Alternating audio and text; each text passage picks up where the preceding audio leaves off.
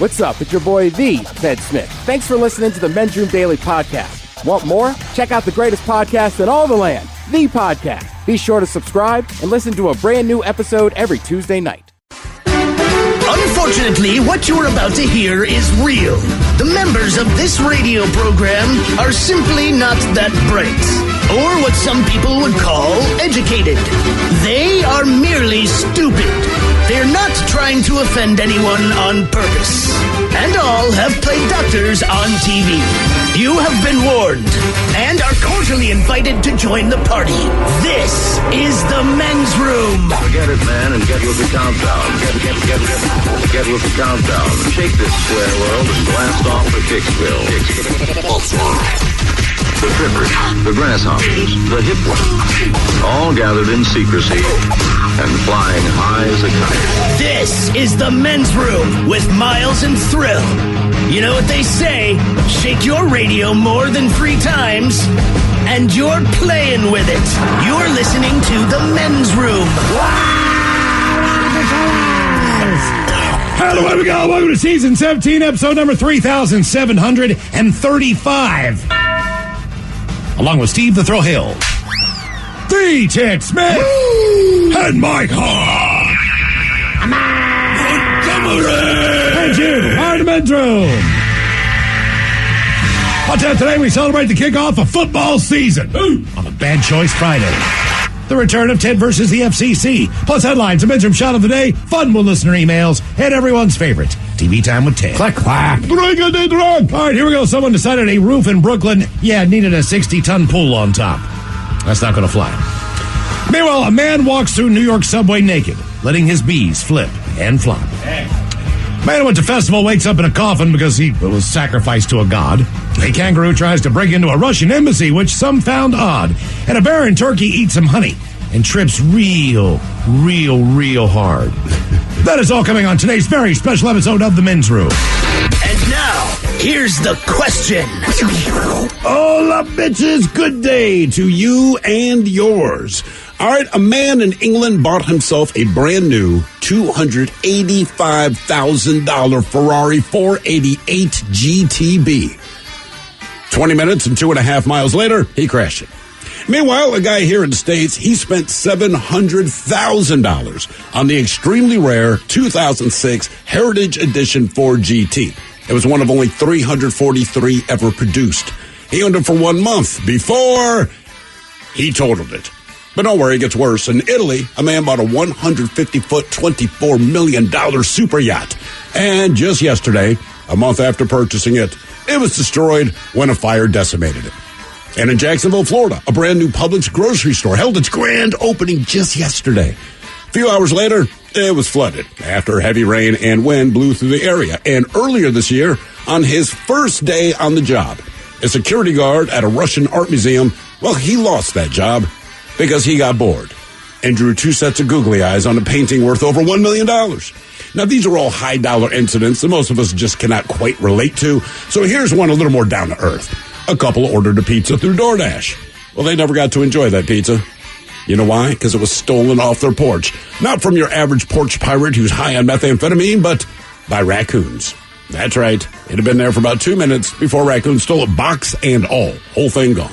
But all of these stories inspired today's question, and you've heard your parents say this to you when you were a kid. Some people say it to you now. So our question quite simply is, why can't you have nice things? AKA, what did you destroy? Make sure to call 206-421-ROCK. That's good. Like the Men's Room on Facebook. Follow us on Twitter and Instagram at Men's Room Live. And send those emails to the Men's Room at KISW.com. The airmen who make up Air Force Special Warfare are the most specialized warriors on the planet. They are the ones other special forces look to when the mission calls for their unique skills and fearless commitment. A job for the mentally tough and physically strong. These elite heroes will go where others won't because they are trained to do what others can't. With 4 distinctive career fields deploying from air, sea, or land, deep behind enemy lines to bring air power to the heart of the battle. Find your calling and join the fight at airforce.com/special warfare. The debauchery rolls on. You're listening to The Men's Room with Miles and Thrill. 99.9 KISW. Hold the cellos, away we go. Welcome to season 17, episode number 3735. What a large and in charge program we have for you today on this beautiful Friday. Positive Friday. Positive Friday. Guaranteed future repeat, the exciting return of Ted versus the FCC. Man, oh man, what a late night Steve and I had last night. Man. But lo and behold, we came in and we have a listener submitted Ted versus the FCC. Son of a bitch. Yeah. All that work we put in. I tell you, you're on fire. Yeah. Great rhymes. Yeah. Great stuff. This Ted, one is should have been there. This one is about the count. I don't know, that's the count from Sesame Street. The count, huh? Yeah. Yeah. I'm worried. Yeah. I can already think of a word that's slip out. I really can't figure that one out. They stunned the Count as he stood counting cunning stunts in the country stands. Interesting. Oh, you'll be good, man. Yeah, you're fine. Ted versus the FCC coming up. Also, we'll drink and toast into the weekend with a shot of the day that it's Bad Choice Friday time. You know it's Bad Choice Friday. It's Bad Choice Friday. You know it's Bad Choice Friday. Hey, man, this is your fault. Damn on. Today we kind of unofficially celebrate the kickoff of football. And what's one of the best sports CDs in the history of music, Ted? Jock Jams. Jock Jams is correct. Jams. We start with CNC Music Factory.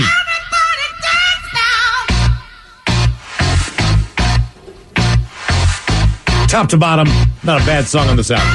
I love it. You think you can hit a note that high? Hell no. Without sitting on a active soldering iron? You will clean your house much faster. Oh, there's no doubt, man. With this on. Oh, yeah. Whatever you're doing, you get there faster. If you're running, you run faster. You're turning the lights on and off as you pull out the vacuum cleaner. Why not? Strobe lights. Now up. CNC Music Factory, going to make you sweat. Everybody dance now. Taking on EMF. You're unbelievable.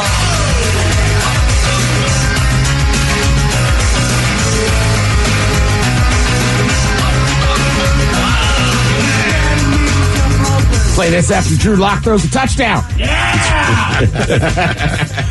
Well, let me CNC Music Factory going to make you sweat. Or EMF unbelievable. Here's how you vote on Bad Choice Friday. Just follow us on Twitter, Men's Room Live. The poll is up. One of those two tunes coming up right after we drink and toast the shot of the day. Therefore, it will not be a bad Choice Friday by any stretch of the imagination. Also, we'll see you for the Men's Room Happy Hour exclusively on the Odyssey app. Do a little Friday action. Already bought a 6-pack of Coors Light. Nice. Crisp and smooth. They sold out of Men's Room Original Ale at the Bartow. Oh, did they? They sure did. All right. That's because there was two in there, 2 6-packs in there yesterday. And I was like, well, I'll just get it on Friday. And then I went there today, and man, they're out of everything. I think Well, it's Friday. I think there must be a cruise ship in town. Oh, yeah, that might be And it. everybody walked in there and bought all the travel stuff. The damn thing is, the place is empty. Everything. You want tampons, Ted? Forget it.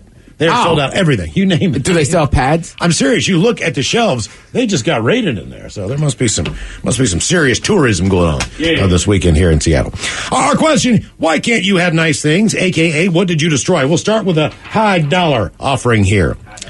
The police took to social media and posted about an incident, informing everyone that a man had crashed his brand new Ferrari on the same day that he bought it.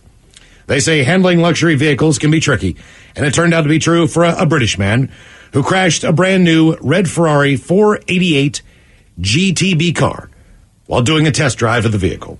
I saw a picture of it. Not the accident car, but what it would look like if you knew how to drive it. It is a gorgeous car. I bet it is. The Derbyshire, the red Ferrari's bonnet can be seen being bumped up with a headlight broken. It was even pointed out how high-performing sports cars often lead to crashes as people are not trained to drive them very well. That is a problem. Although the driver did not suffer any injuries, the incident proved to be costly, as the brand-new Ferrari was priced over about $285,000. Yeah. The man was able to drive his car only 20 minutes. The crash was reported about 4 kilometers away from the place he bought it. That's 2.4 miles. I had to look. That is insane. Man, you've owned the car for 20 minutes. 20 minutes. Yeah. I truly believe. Look. If you drive an 18-wheeler, if you drive a big rig, if you drive a truck that weighs over X amount, right, then you need to go and you need to get a special license. It's called a CDC license, right. And you need to go, and it takes a while to get this. CDL license. yeah. CDL, correct? Because you need to know how to drive these things, because you could kill somebody. So you have to take a test, and then you have to get a license and prove that you're competent in handling something that could potentially kill somebody. You see how that works? They should do that with these cars, because if you don't know how to drive, or drive them well, there's a guy who makes an argument. There's a chance that you might die. That somebody made that argument because in this next story, it's from the point of view who's like a professional driver, and he even said, like, look, man, it's great if you have the money to buy these things, but it's like when it is a super performance car, it is not like driving your Pontiac Fiero, man. He's like, you should really teach people how to drive these. Here's what he says. Back in the 80s and 90s, supercars weren't nearly as quick as the hyper machines we have today. And over the years, the power levels and capabilities of these machines have exploded. Now, the one thing that hasn't kept up with the growth in performance and capability is driver skill. Quote, it still astounds me that they allow anyone with a driver's license to buy a modern supercar, with the result usually being a very expensive pile of twisted metal after only a few hundred miles. Take ex-supercar owner Robert J. Garari. He recently crashed his extremely exclusive 2006 Heritage Edition Ford GT. The car was bought at auction for $704,000. Only saw a few miles on the road before meeting an untimely death. Now, the rare Ford supercar was a Gulf Oil Heritage Edition, of which only 343 cars were ever produced. When sold, the GT had a mere 2,147 miles on the odometer. Did feature modifications, such as Penske Racing suspension and a Corsa Performance exhaust. Under the hood, this piece of American history packed a Ford Performance 5.4-liter V8 engine, 550 horsepower, 500 feet of torque. Power would be sent to the rear wheels via a 6-speed manual transmission. When the engine was still in working condition, performance figures included 0 to 60 in 3.4 seconds and a top speed of 220 miles an hour. I'm guessing my man tried to check all of that out. These numbers read more like those of a race car than a vehicle one can drive on public roads. The owner of the deceased GT quickly found out that you need to show some respect to cars with this much power. According to reports, he lost control of his GT when he downshifted outside his housing estate in Boca Raton, Florida. The sudden loss of control caused him to hit a palm tree. According to the official police report, he told cops that it was his inexperience with manual cars that led to the accident. Man. Wait, why would you buy the car? Yeah, I'm just He later told Road and Track that the crash was caused by old tires and slippery conditions. Yeah, that's it. Because it's got old tires, because it's a $704,000 car. Right. That was the one thing they overlooked. They had bald tires on it. Yeah, that's it. He also claimed that the accident actually happened when shifting from first to second gear. I don't want people to think I was racing at 90 miles an hour. I was going 35. One person managed to snap a few pics of the car. He put it on Facebook with some laughing emojis, which has seen extensive damage to the front of the car. He did receive a citation for driving with a suspended license. Oh, Jesus. And for operating an unregistered vehicle.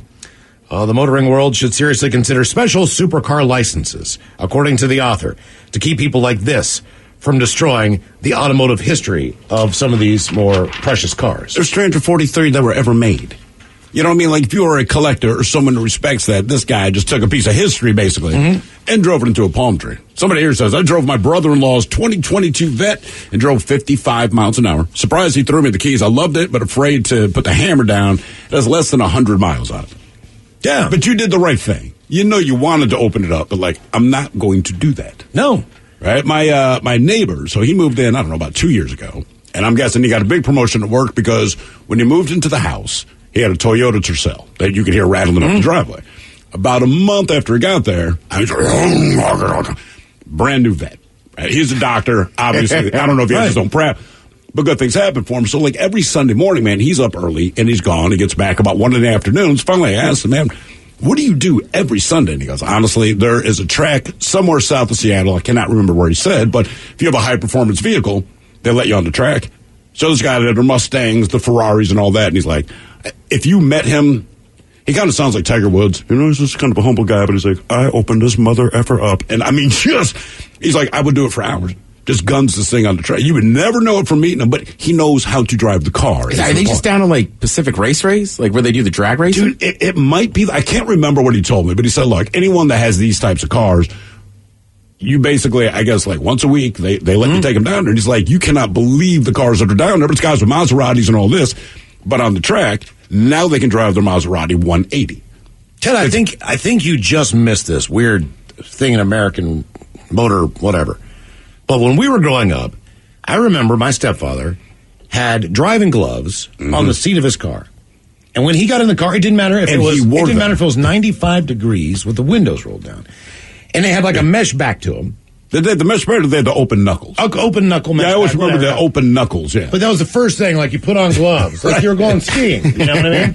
Then you started the car up, then you drove away. Right. I don't know what. And let's go to the grocery store. Was it like a high-performance vehicle? No. If they drove your minivan. It'd be a Datsun. It's right. For whatever reason, driving gloves are huge. I mean, like everybody's in a race. Yeah, like everybody is seriously in an open, open wheel car or something. I don't know. Well, because like the only people I see wearing gloves now are like truck drivers or bus drivers who are in the car driving all day. My dad would put them on to drive the Volkswagen bus. I'm talking about professionals. I understand professionals. Right. Because you're driving professionally, and that's probably something that is beneficial to you. This was like going to Kroger. I mean, this was not. It was just like, you're putting on gloves, huh? I'll be darned. Our question, why can't you have nice things? AKA, what did you destroy? 206-421-ROD. That is so weird. It is weird. It's not a sports car, but got to put the gloves on. Right, and it was everybody. Your buddy's dad would pick you up to, take you guys to the movies, and they show up in a crappy van. My man had his gloves on. Car could have been crap, but you look sharp. Hello, Chad. Welcome to the men's room. Hola. Hola. Long-time listener, first-time caller. Oh, welcome to the show, man. We appreciate it. Oh, thank you. So it wasn't necessarily mine, per se. It was more of a community. Are you familiar with the golf course, the Avalon Golf Course up in Skagit Valley? Yeah, they get 3 nines. Yes. So a few buddies and myself one night vandalized it and caused $76,000 worth of damage. Oh my God, man! What did you guys do? Well, 4 of us, we all had our own set of keys, and there's an endless amount of golf carts. So once we would wreck one, we'd hop in with another buddy and go back, grab another one, and just basically drove around all the greens and jumped them, crashed them. I was going to say, you must have torn up the greens. Yeah, I mean, and you shouldn't tear up a fairway, but right, if you mess up the greens, that's a huge. I mean, you're not allowed to drive carts on them. Period. How long ago was this? Let's see, it was 23 years ago. I was 18. Did you guys get caught? Oh yes, I served a year in county, and the other guys did some juvie time. One of the guys didn't get caught. We didn't turn him in, so he got away scot-free. Okay. Yeah, because I remember 2 or 3 years ago they had one of the courses shut down for a while, and I know they were doing some training stuff. They put in a retaining pond or something, but I couldn't remember if they were doing repair work because you drove everywhere, or right. They actually just had to shut the course down for regular old maintenance. So how long did it take? How long did it take for you guys to drum up $76,000 in damages? So we were there for roughly 6 hours. Oh Jesus! Okay. Yeah, that'll do it. Yeah, so well, look, man. One of the guys that we were with ended up getting into the shop building where they house the extra spare parts and alcohol beverages. Oh. So we had made a couple trips in my vehicle and brought it back to my house, and so they consider me to be the ringleader, and I kind of got the book slapped on me. Did they know that you had the booze as well? Yes, yeah. The detectives came out the next morning, and we weren't going to try to run, or we knew we were caught at that point, and we were scared, so we just kind of gave everything up and did what we did. Well, how did the detectives put together that they needed to speak to you? So actually, the night previous, we had been out there and crashed a couple of them, and then that's when we got one of the keys to the golf carts, and they're all universal. Right. So we had went and made some copies, came back the following night, and then that's when we did a lot more damage than the previous night before. So, I mean, look, as an adult, looking back, obviously, and they'd say that's not the thing to do, and et cetera, et cetera. We partied on golf courses all the time. The intent was not to destroy them. It's a place you could drink or do whatever. But if the cops showed up, right, have sex, do drugs, get drunk, and as teens do, just talk about whatever. Right. But, when you saw flashlights, everybody got up and hustled. And I will tell you right now, we never got our hands on a golf cart. But if we could have, there's zero question that we would have.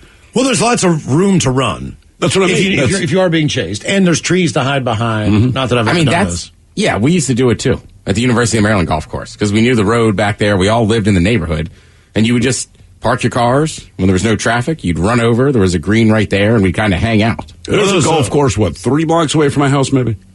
Mm-hmm. Yep. All right. And so when my kids... Unbelievable chicken cheesesteak. When my kids get older, if it's like, hey, I don't know where they are, or I think they're out getting drunk, or like, I can tell you, I'm not going to guarantee we'll find them. I promise you, by 16, they're at the golf course somewhere.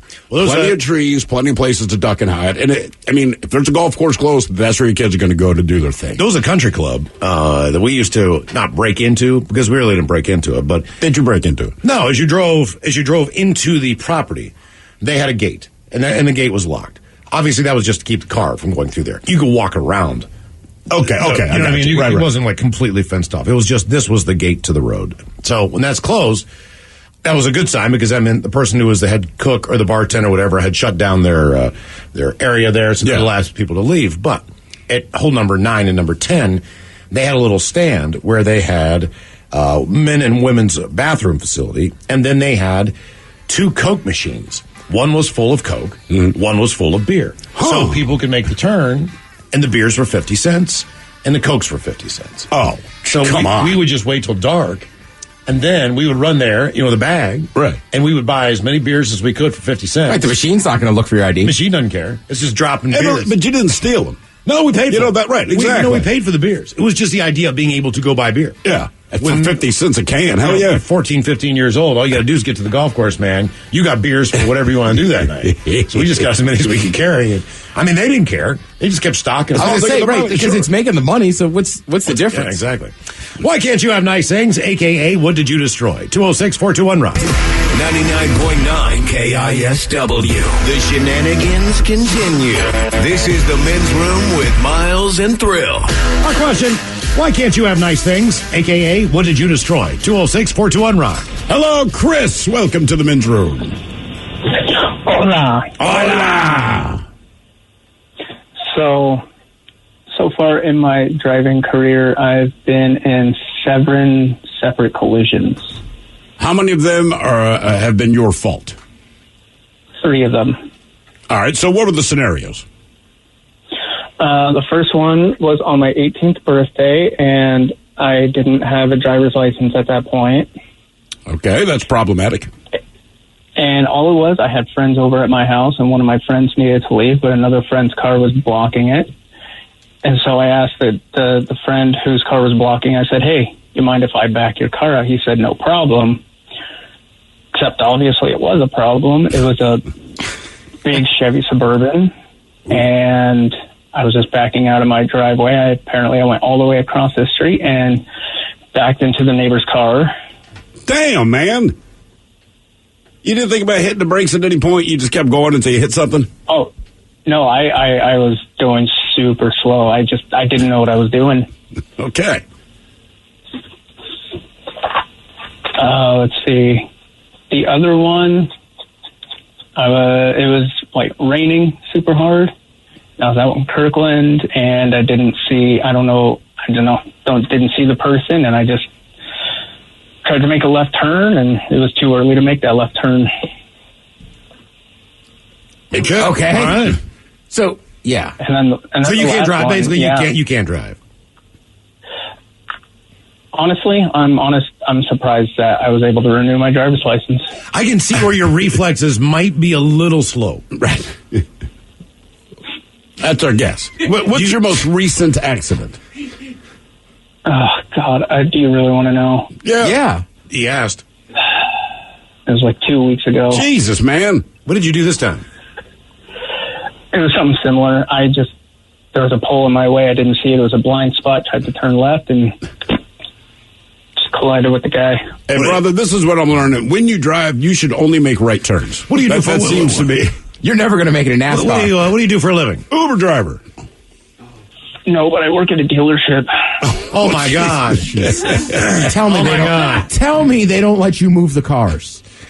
No, I'm upstairs. Or doing touch my them. paperwork. Okay, thank God. All right. That's good. Jeez, That's good. Liz. Also, I'm impressed how Andy's mom can throw off her voice to sound like a dude. I was like, you in Kirkland, you probably could have picked up some cocaine and like just sped up a little energy. Why can't you have nice things? AKA, what did you destroy? 206-421-ROCK. I'm like, man, I swear to God, when I left work yesterday, we were talking about Mike doing coke. Come on. Hello, Hayden. Welcome to the men's room. Hola. So, my now husband, within less than a month of us being together, I somehow managed to break his glasses. And it wasn't a simple fix, so I tried to use glue and got glue on one of the lenses, and then I tried to use acetone to get it off, and in turn it ended up eating like a hole into the lens and making them completely unusable. So you broke his glasses and then somehow made it worse. Yes. Glasses are also one of those things that you forget how expensive they are until you need to go buy get them. Yeah, a new pair of glasses. Oh, yeah. So we had to buy new glasses. I tried to fix them because some glasses you can get fishing line and kind of fix it. That was not the way to fix it. It was a wire that was bent. So I was like, oh, I can glue it. And I glued it and that part was fixed. And somehow I got glue on the lens. And then you don't put acetone on eyeglasses. No, you don't. Apparently not. I learned. I thought it's glass. So now you're an expert. Yeah. So, did your husband get a new set of glasses? New pair of glasses? Yeah. Oh, yeah. Before I showed him how messed up I did, I handed him money and said, "I'm so sorry. This is the problem." Okay. Let me ask you a question. How much was his new pair of glasses? About $200. That's not awful. That is not the worst. It's not awesome. No, but it's not awful. The worst. But also, I had to beg my Nana for money because I did not have a job at the time. You're just busy breaking glass. How did you break them in the first place? I really don't remember. It was 5 years ago now. All right. I don't recall if I stepped on them or I bumped them or somehow, they just got broken. I need to buy like Buddy Holly kind of lenses, something that's just absolutely bulletproof. If I fall asleep, on wiry glasses or whatever, I'll wake up and they're folded into 7 different ways, and I've woke up I cannot believe I just ruined a pair of glasses by falling asleep on the couch, that kind of thing. Oh, I've done that to a few pairs of glasses. And because of that, I've gotten a lot better at taking them off now if I feel like I'm getting a little dopey, right? But the problem is, like she said, you bend this one arm, then you go to bend it back, but the moment you go to bend it back is when they break, right? So the glasses are look, either you can wear me and I will be crooked, but any attempt to repair me, I just quit. Well, right? my thing is I don't have insurance. So I had to go in and get 2 new pairs of lenses put in glasses because my eyes have deteriorated. Right. And based on the fact that the lenses were so scratched, I couldn't see through them. So by the time it was all said and done, that was $630 for lenses in 2 glasses and the appointment. Mm-hmm. I walked out God darn it. I'm telling you, Mike, I think you went to Zinni.com. I was not expecting that. Look, I had just been able to save some money, too. Sure. That's how you knew something was going to happen. Exactly. My uncle and my father just got cataract surgery. All right. I'm learning about this. I do not know much about it. But apparently, if you get it, you can see 20/20. Really? And it's one of those things that your insurance will cover. I had no idea, but you have to be at a certain age and have cataracts. Yeah. That's part of it. You have to have cataracts I feel first. like, Miles, you've been doing a good battle against cataracts as long as I've known you, though. I have. I've been really glaucoma. Glaucoma. All the things. I told her that. By the way, a comment came in. This for you, Ted. It says, Ted, this is Andy. I was thinking the same thing. Oh, what's up, Andy? Why can't you have nice things? AKA, what did you destroy? 206-421-ROCK. So, truth be told, I have family in town, so I haven't been at work that long today. I was like, wait a minute, did I miss something? What do you mean? Just joking about Kirkland and cocaine. Oh, yeah. I was but we were just talking about this. Yes, we were. Right. Funny how that works. Hoping that guy would get some. Hello, Ryan. Welcome to the men's room. It's Brian, actually, and hola, bichola. Hola! How are we all doing today? Doing great, Brian. Positive Friday. Positive Friday. Okay, quick aside before I get to my point. Y'all need to go to America's Best Eyeglasses because I just got 2 pairs of glasses for $120 out of them. Frame lenses and exam all included. Wow. All right. I found my exam is always separate, but Zinni.com, Zinni, I believe. Anyway, you can get lenses and frames for much, much, much cheaper than anywhere else. Warby Parker also gives you a good deal. There you go. Anyway, Yeah, what they I do. destroyed was a 2007 Chrysler 300 SRT8, which was a one-off hand build that I got from a friend of mine at Enumclaw Chrysler. It was their track car, which is the one that they put in the commercials, trailered around all the car shows. Is that the Stealth? I mean, no, it The wasn't Dodge the Stealth? Stealth. Okay. No, there's a Chrysler 300, and like I said, It was an awesome car. 2007. All right. They were. It was. I had it about 2 months, and I was taken off from a light in Auburn, and an 89-year-old great-grandmother pulled out in front of me and just totally wiped that car out. What was she driving? She was driving like a 92 Toyota pickup. Oh, Jesus. Okay. Okay. Oh, man. I mean, did you just drop to your knees and weep? A little bit, yes. It was a $50,000 car that got 28,000 damages done to it. Damn. So and it was pretty well totaled. It was. They took it. And it was a great car, man. I mean, it was a good-looking car. I never drove one, but I just thought that. What was the? You'll recognize it if you see it. The Chrysler 300. Oh yeah, I mean I've seen those. They are super. When they came out, I mean, it blew me away. I was like, that's a badass-looking car. Yeah. Yeah, like I said, though, it was the SRT8, so it had the big old 6.1 liter Hemi in it. You had to ride the brakes to keep it at 25. How did the old lady fare? Was she injured or was she okay? Oh, is that nice? Yeah. She got a bit of a knot on her head. She was on some blood thinner medications, I guess, so she had a nice little knot going there, but she came out all right. They took her to the hospital as a precaution, but I never heard, like, she died or was seriously injured or anything. Well, so. she's 89. I mean, it's, you know. It was going to happen one way or another. Yeah. It might not have anything to do with the accident. Damn. God, that is really nice. You remember those now? Oh, I still see them. I just did not. This version of that. This is the right. All the super nice. All the trimming, so to speak, is. I mean, right. That version of it, like the high end one, when they came out, it was like, is that a Bentley? Yeah, dude. I mean, that looks so cool. Why can't you have nice things? AKA, what did you destroy? 206-421-ROCK. Hello, Mike. Welcome to the men's room. How you doing, guys? Hola. Hola. I got three quick ones for you. The first one, the most recent one, I'd been collecting the stereo gear since the late 70s when I was in high school. And so I've had this stuff for 44 years now. And I had moved it from one room in my house to another and was building a stereo stand for it. So I just had it kind of laying on the floor in different pieces. There's 20 pieces of it. Wow. And the bathroom above leaked. And I had no idea. I didn't go into the storage room for a long time. So I was starting to build the stereo stand. I went in there to take some dimensions, and it's all rusty. Oh, man. The face plates are all stainless steel, so they're, everything was cool there. A couple of the pieces don't work now, but moreover, that stuff is so expensive. It's $20,000 worth of equipment, and it part of that is its pristine nature, and so now the cases on the outside are rusty, and of the 20 pieces you had, how many were irreparable?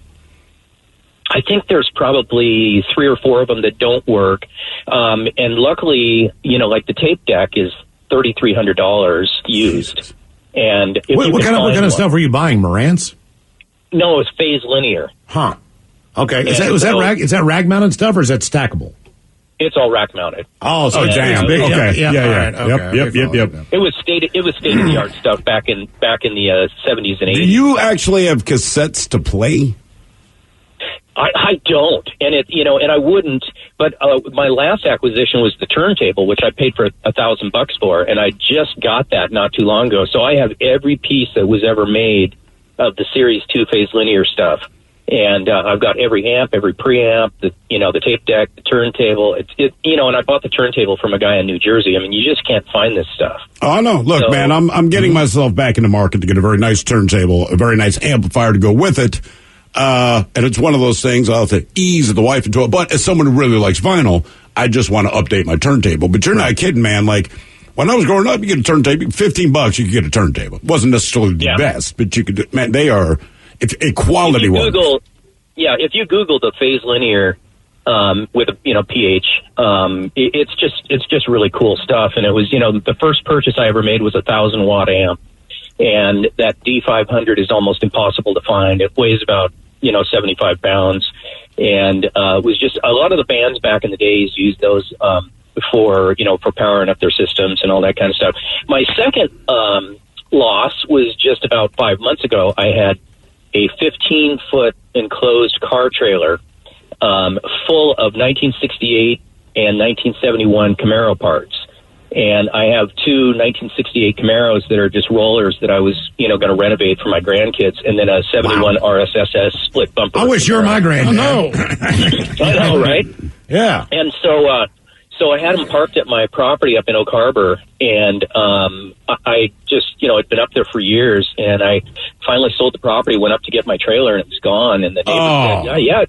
They were like, yeah, it disappeared about 4 months ago, and we thought you came and took it. And so anyway, the trailer itself is $15,000, but the parts, I would watch eBay and OfferUp and all that kind of stuff and just collect parts along the way, just every little part you can imagine. And so I told them, I said, God, I'll bet you they sold that stuff on eBay. And they go, well, actually, they probably ground off a serial number on the trailer. They recycled all your fenders and your SS hoods and all that stuff at the metal recycle place and probably just threw the rest of it in the dumper on the side of the road. And, the trailer's one thing, but those parts, it's like a passion. And then my third loss was I had a 68 GTO that I bought from a guy, and it was in a warehouse, and I didn't transfer the title on it because I'm an idiot. And so he said, hey, don't worry about it. You can keep it here until you're ready to send it to the paint shop. And so I started calling him, about 3 months later, and turns out he wasn't paying his rent. And so what happened was he just boogied and left everything behind. And what they did was they, by law, they call the last registered owner and say, hey, come get your car. Oh, man. And so... Yeah. So I go and I'm knocking on the door, and dude comes from next door and he's like, he's gone. And I peeked in there and it was empty. And the same thing happened to me with a 67 up in Oak Harbor, and a 67 GTO that was a one owner car. I was the second owner, and same thing. I'm a slow learner. Have you ever lost anything cheap, like a pen, or you know what I mean? Like, yeah, where'd I put my notebook? It's behind your ear. Hey guys. Oh, there you go. You're right. Once again, bedroom callers, here are the 7 words you can't say on the radio. Sucker, mother, and please keep those words in mind when calling. Now, back to the program. Now we'll just mail him that $375,000 fine. Damn. Yeah, I was going to tell him to get a Hawthorne stereo. They seem to have a lot of old stuff. Where are they? Because I love 63rd and Roosevelt. All right, it's fairly close. So right across from the Whole Foods, basically. Yeah, because I'm down with that stuff, man. Just growing up, my father, he was so serious about his stereo stuff, man. Like he would buy us our own radio, right? And even though, no, not a nice one. His point was, that's an AM/FM radio. If you want to listen to the radio, you listen on this thing. If you touch my stereo, I'll kill you. I will kill you. Mm-hmm. And he would know if you looked at it too long. I cannot explain. That was stereo, his baby. Your car, your tools, a lot of untouchable things in Dad World. Yeah, man. And if you did grab a tool, if you did not put it back, exactly where is my Phillips head screwdriver? It is amazing. Might open a can of paint with that and ruined it. Not the Phillips. Honestly, God, you could crash to the car or do that, and the punishment was about the same. I'm going to have to go back to Sears now. Why can't you have nice things? AKA, what did you destroy? 206-421-ROCK. The airmen who make up Air Force Special Warfare are the most specialized warriors on the planet. They are the ones other special forces look to when the mission calls for their unique skills and fearless commitment. A job for the mentally tough and physically strong. These elite heroes will go where others won't because they are trained to do what others can't. With 4 distinctive career fields deploying from air, sea, or land, deep behind enemy lines to bring air power to the heart of the battle. Find your calling and join the fight at airforce.com/special warfare. What's up? It's your boy, the Ted Smith. Thanks for listening to the Men's Room Daily Podcast. Want more? Check out the greatest podcast in all the land, The Podcast. Be sure to subscribe and listen to a brand new episode every Tuesday night. 99.9 KISW. We return to the men's room with Miles and Thrill. All right, coming up, a little drinking toast of the weekend of the shot of the day. There's Bad Choice Friday time. You know it's Bad Choice Friday. It's Bad Choice Friday. You know it's Bad Choice Friday. man. This is your fault. And as football's here, we celebrate Jock Jam style with a little CC Music Factory.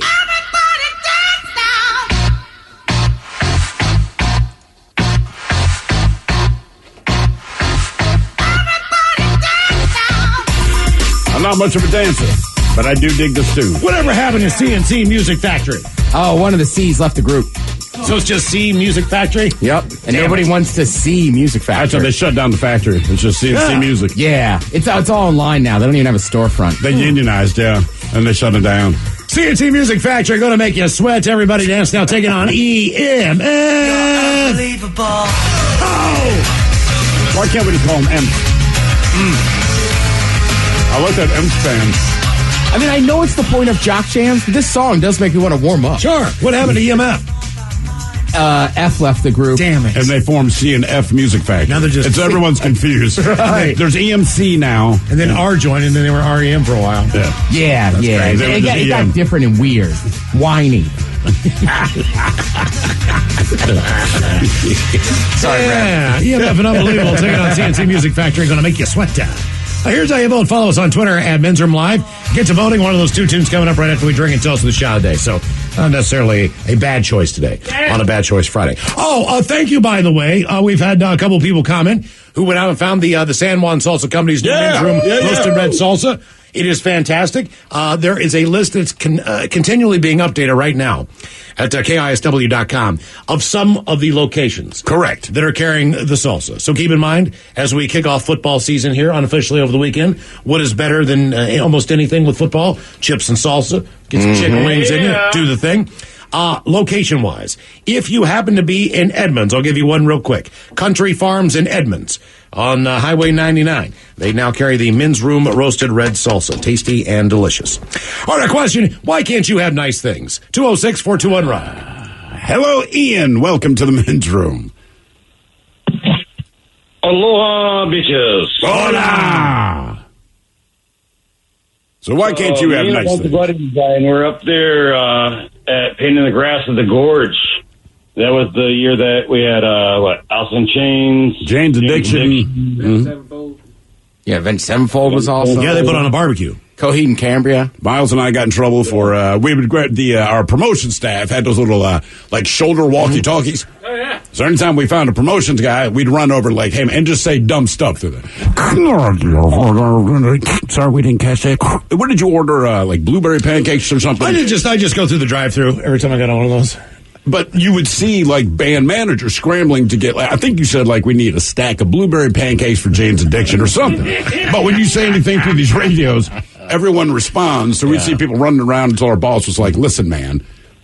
The tour manager's getting real pissed off because they keep trying to grab crap that nobody actually asked for. At that venue, we knew the guy who was in the cooking area, so we kind of got lucky with the food. Yeah. Oh yeah, that was an awesome time. Yeah, good times.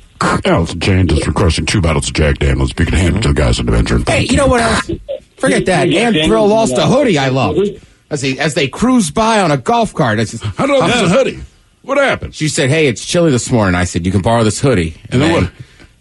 You guys cruised by on a golf cart as I was trekking up the hill. Then we got up there, and you're like, "Sorry, man, it fell off." I said, "God damn it!" Number one, I walked up this hill. Number two, you couldn't turn your golf cart around. I have done so many terrible things here over the years, and I remember none of them. Right. Sorry, man. It's all right, my bad. Hey, Dad, sorry about the hoodie, bro. Yeah, I know. Oops.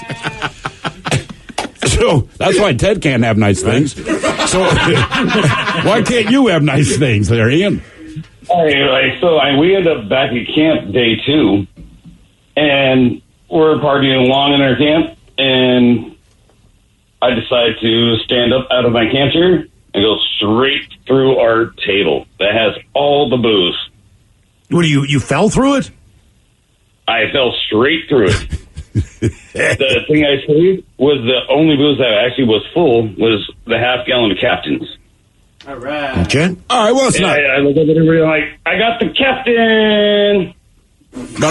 No one was impressed with you at that point because I guess all the other booze is gone. Was this a rental RV? Was this a... No, it was a campsite. So you basically had a table there. There was no other booze other than the captain's. I saved the only booze we had left was the half-gallon captain's. All right. So it wasn't like you destroyed too much then. No, I now we have a wall that hangs in my old apartment that says, this is the reason why we can't have nice things. Okay. You know, you should almost call your mother and tell her, because at some point, your mother's told you. See, this is why you can't have nice things. I thought it's because we were broke. My dad says it every time he comes to my house. He's flooded the entire home with Right. What, he broke the toilet off the wall Broke or the something? toilet. That's why he can't have nice things. Like, I can have nice things. Right, you can't. You can't be around them. Right, you breaking my stuff Like, does not mean I can't have nice things. It Like, means you I should not be successfully have them until you come. right. And then, like, I have a nice car. Somebody threw up in it. Oh, God. Was it hot dogs and... Hot dogs and tequila, chili dogs, and French fries. In your nice car. Yeah. Oh, you see, that's why I can't have nice things. No, again, I can have nice things. Why can't you have nice things? AKA, what did you destroy? 206-421-ROCK. That is such a bad combination. Chili dogs, And French fries, and tequila. Tequila. You're going to puke. Oh, I mean, like, that's a recipe for vomit. That had to be a smell unlike any other, man. yeah. But, Miles, you're the only person I know that consistently will eat chili dogs with shots of tequila. But I've never seen him throw up as a result. No. That's what I'm Yeah. saying. Like, I feel like I could throw up right now just thinking about it. And I love both separately. Miles, when you have family in town, no one around you can have nice things. You had a neighbor who had a nice house. Yeah. And then someone sprayed diarrhea on it. Oh, yeah. And he's probably thinking, I didn't do this. This is my house. And I walk by every day, and it was in the summer. So it was getting all crusty and stuff. And I just wanted to see, like, how long it's going to take before they notice. Like, how long did it take? A few weeks. Really? It was on the side of the house. I don't think that's kind of how they get into where they were. You know what I mean? It just wasn't. But was you like half a block away from your home? Yes. And they could not hold Oh, yeah. Oh, yeah. Oh, yeah. I mean, and I'm not making.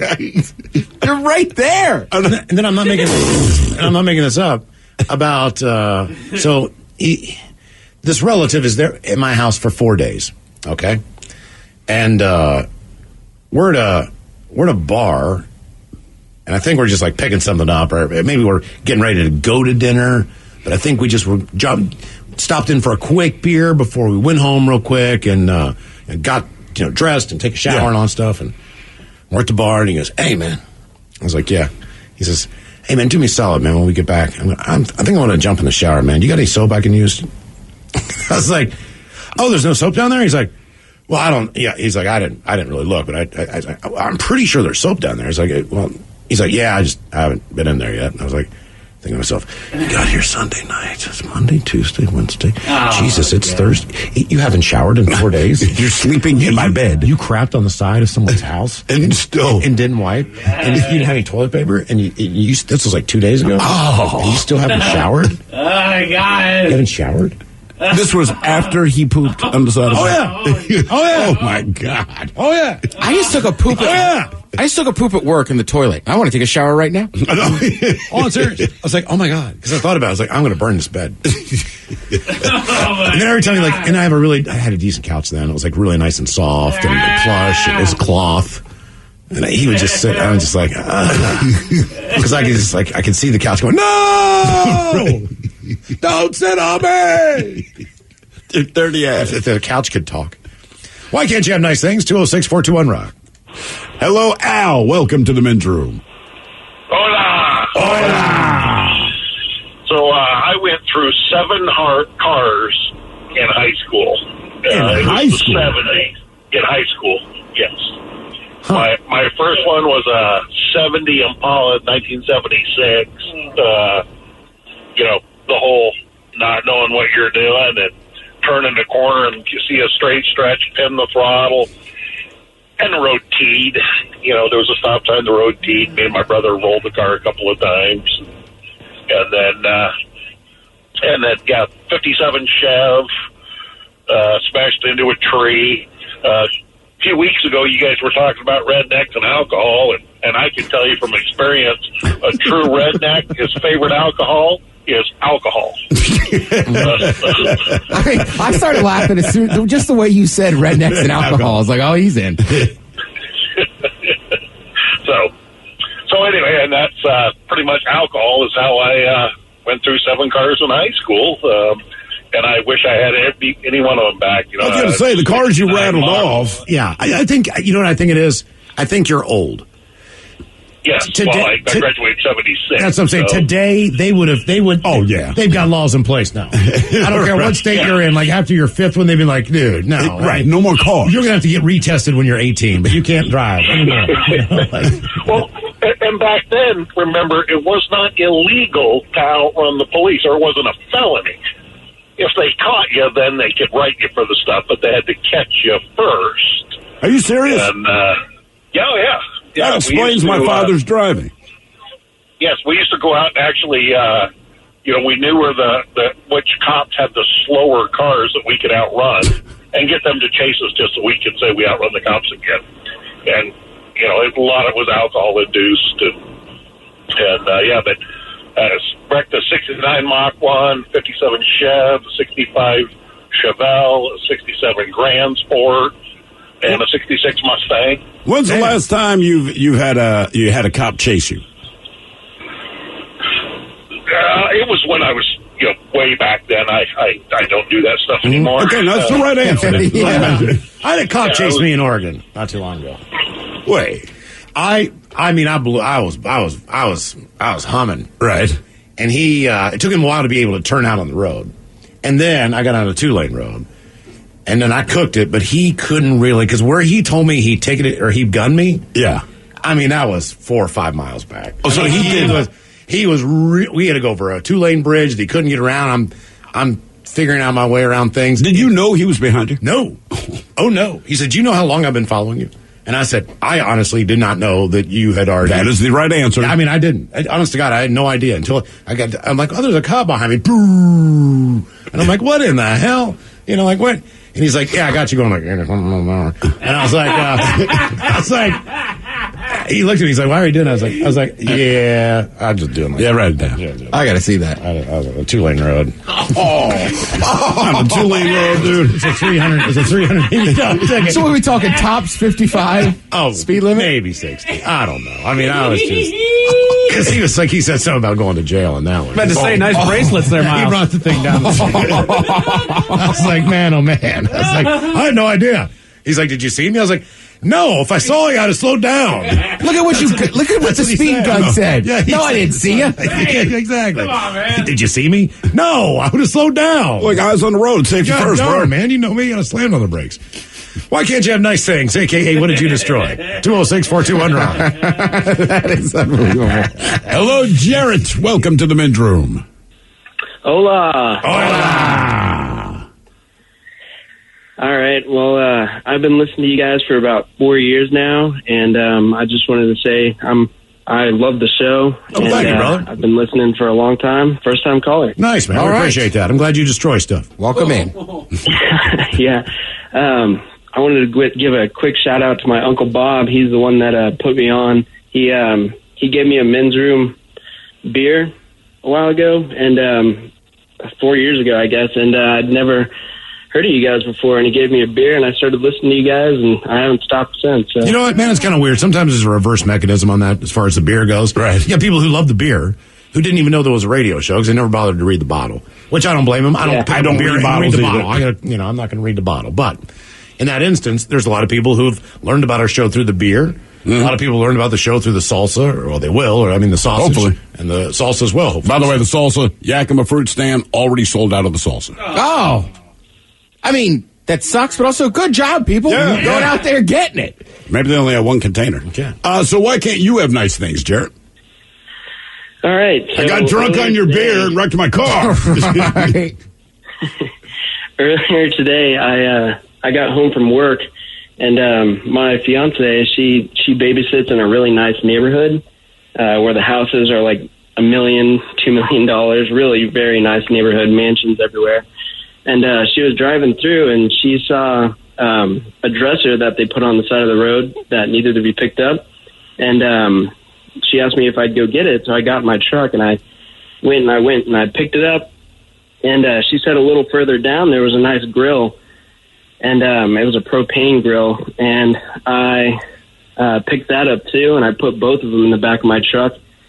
Well, I didn't tie down the grill as tight as I probably should have, and I drove away, and I made it about halfway down the neighborhood street, and it fell out of the back of my car, and I was going about 25, 30 miles an hour, and it left a few scrapes in the pavement, and it was like brand new, freshly paved road. How about the propane tank? Did it bounce down the street with it? Oh, it didn't have a tank. Okay, I was going to say, man, that would be... That thing just rolling with sparks flying, and if it just happens to hit the nozzle to the point where it can turn it and open it a little bit, and you get another spark off of a bounce, the next thing you know, ba-boom! Yeah, no more neighborhood. Yeah. But, yeah, the guy that helped me, because it was a heavy grill, so I knocked on the door, and the guy came out of his house and he helped me load it up. He watched it fall out of the back of my truck, and he was just watching the whole thing happen, and then he walked down the road, and he helped me put it back up into my truck, and then I went the rest of the way home. I went about 20 miles an hour with the hazards on. And well, what about the grill? Is the grill all messed up now? Oh, it's hundreds of pieces. Oh no, it's destroyed. What do you remember? Now. What brand was it? I think it was. I'm not sure. It was like one of those really nicer. Yeah, no, it was a propane grill. It was one of those. I'm not sure. Like I couldn't tell you. Yeah, whatever. It's nice enough that you won. Mm-hmm. I mean that's it was really nice. It had like those side panels that have the extra grills on the side. Yeah, outside of the actual grill. I mean, hey, if you're gonna have a grill, it was really nice. It was. If you're gonna destroy a grill, swing for the fences, man. There you go. Hell of a time of the year to destroy a grill. Oh God, no kidding. Perfect grilling season. Yeah. And the biggest pain in the ass is if you go and you buy a grill out of a box. It's like just putting it together. Oh my God, it's at least 2 hours of your life just sitting there like, oh my God, did I mess this thing up? And it's not that it's hard to do. Like my wife and I, we bought an outdoor table, right? So we have one. We have space for a second one. We bought it in like May. We were going to put it together. Pulled it out. I looked at how many pieces you have to do, and I'm like, I'm just not feeling it. I know it's not hard to do.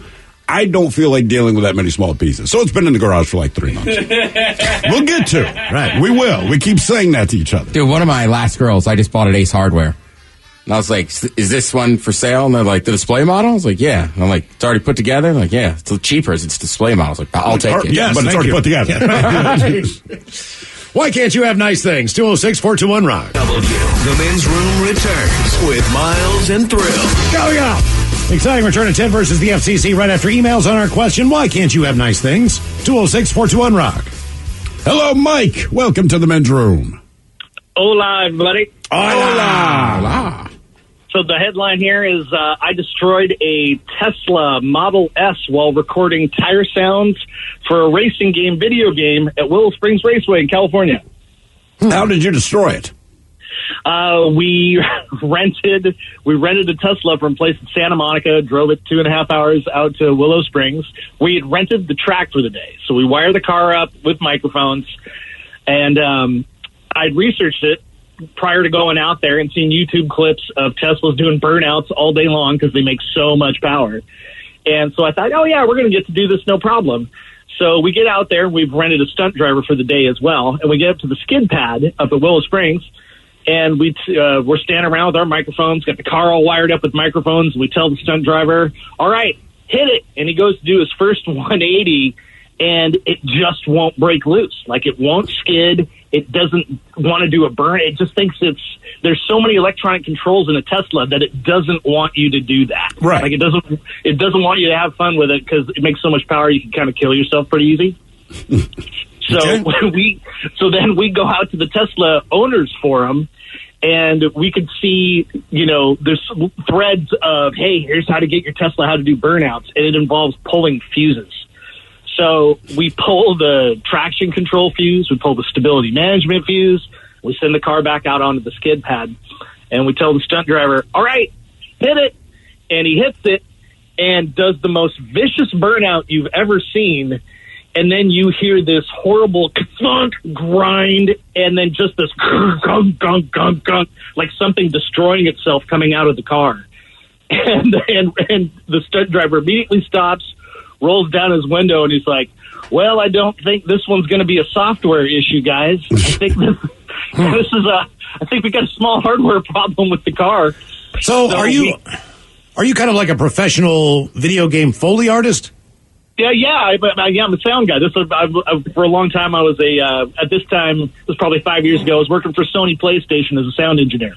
It sounds like a pretty cool game. Yeah. There's an is it EA? Yep. Somebody's in our building, and just one of the things they told us, and I just can't stop thinking about it. I can't remember what the game is, but it's a game that involves zombies. But the one thing they pointed out, they said the sound you hear when you see the zombies, right? Because they always kind of breathe heavy and they sound mucusy. He goes, dude, honestly, it's his pug. You're probably with PopCap and Plants vs. Zombies. That could be it, but he said he just records his pug breathing. He's like, that's wild. It's just his dog breathing on any given day, right? But then for the zombies, that's what they use. How many items do you think you have in your own personalized sound effects library that you've it's thousands, right? Like anything that makes. I have a bunch of little portable recorders that I travel with, and like anything that makes an amazing noise. Like my daughter's bathroom door has the most hideous squeak you've ever heard, and it gets used in all kinds of stuff. All right. So like Jurassic Park, they talk about the velociraptors, right? Sure. And they come in with their and they're like, yeah, it's a turtle having sex. Yeah. Right. Basically, that's it. Or dolphins, or Chewbacca's a combination of like 5 different animals, right? So what's something you have created where you had to put a bunch of different sounds together to create one sound? Oh man, all kinds of stuff. There's oddly, when you do a gunshot for games, that's a bunch of different layers. It might be 3 different shots, and then you put in like a kick drum or some huge bass thing along with it.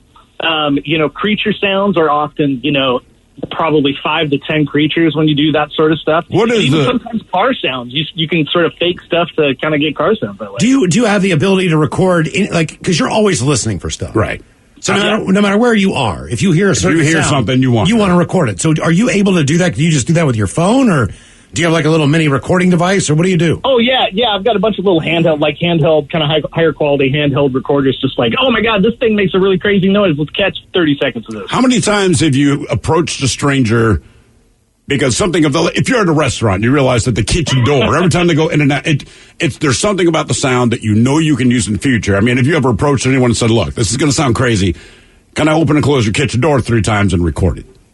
Yeah, there's been almost exactly that kind of stuff. I remember being at a restaurant and their dishwashing, you could hear their dishwashing machine from literally anywhere. And so I was like, oh man, I've got to go. One of my best found sound ones was when I was working for Microsoft, and I walk into literally the men's bathroom, and all of the toilets and all are flushing simultaneously and won't stop, and it just sounded like a tsunami.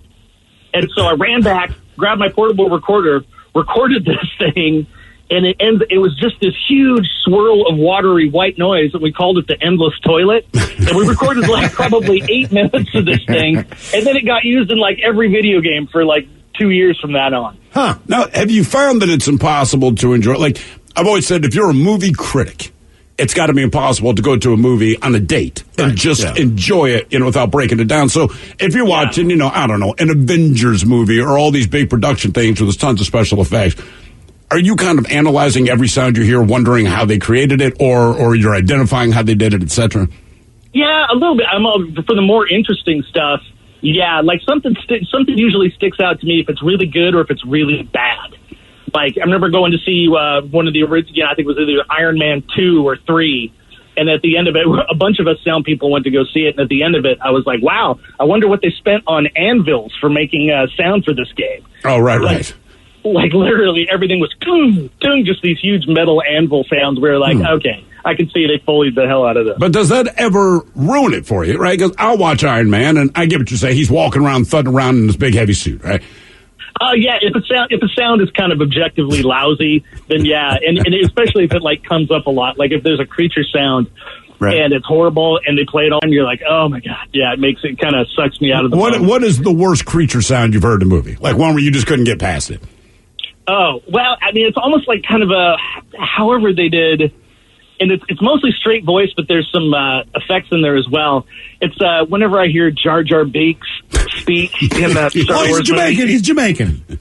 I just can't. And there's a couple of Star Wars creatures that are like that are usually pretty good, and then there's some that stick out as just being like, oh my God, what is this? Is there a group like a chat forum or something where like I need to replicate this sound? Right. If you made what is the best way to try sound to? Guys, sound guys nerd out on that stuff all the time. Yeah, there's pro audio, pro sound, like film guys, video game guys. Do you guys exchange sounds files? Like, I've got this, or is it proprietary? Right. No, I own this. Right.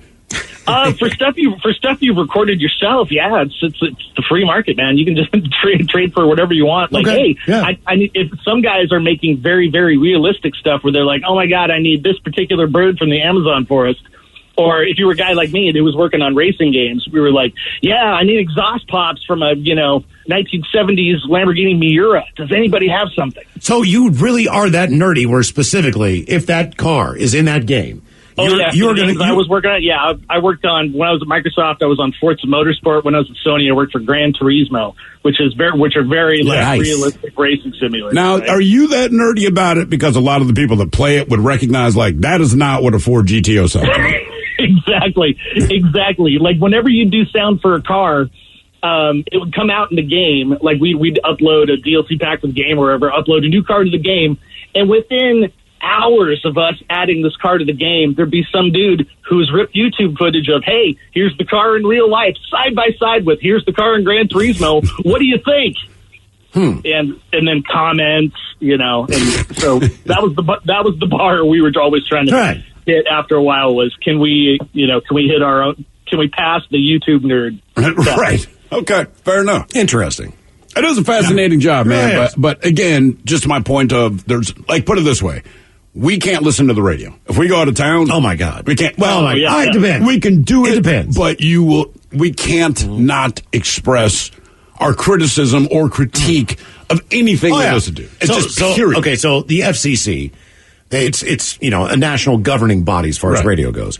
And so because marijuana isn't federally legal, that's why you don't hear marijuana advertisements on terrestrial radio or anything like that. Well, I was down in very rural Oregon driving around, flipping through the dial, and there's major radio companies. There are smaller radio companies. Everything else is in between. But you get in the middle of nowhere. You get kind of close to the border of California down there. Yeah. And there's stations like, come on down to Weed World. We got indicas on sale all weekend long. Like joints. Yeah, bonks.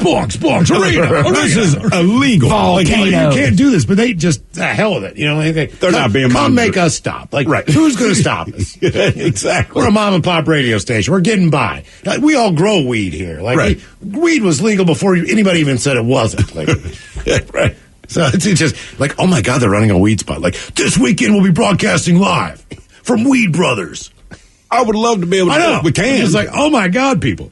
Because I remember coming back a couple times going like, hey man, they're doing it. They're like, yeah, they shouldn't be doing it. That's supposed to. You lose your whole license doing that crap. I always just like listening, especially when you travel back to the East Coast. It's just different. It is and like the radio's different. Like, oh yeah. I was back there one time driving down to the beach, and I was listening to a rap station, and they were celebrating the life of a guy that had passed away from a go-go band. White boy. Oh, that was his name? Yeah. Oh, sweet. Okay, they were like, come celebrate white boy. White boy. Right, but it's like, I know that the dude was in a band, but it's just so weird hearing it come through your speaker. God, man. When I was in Eastern Washington a couple weekends ago, this one poor dude, man, every break he's at this mattress sale.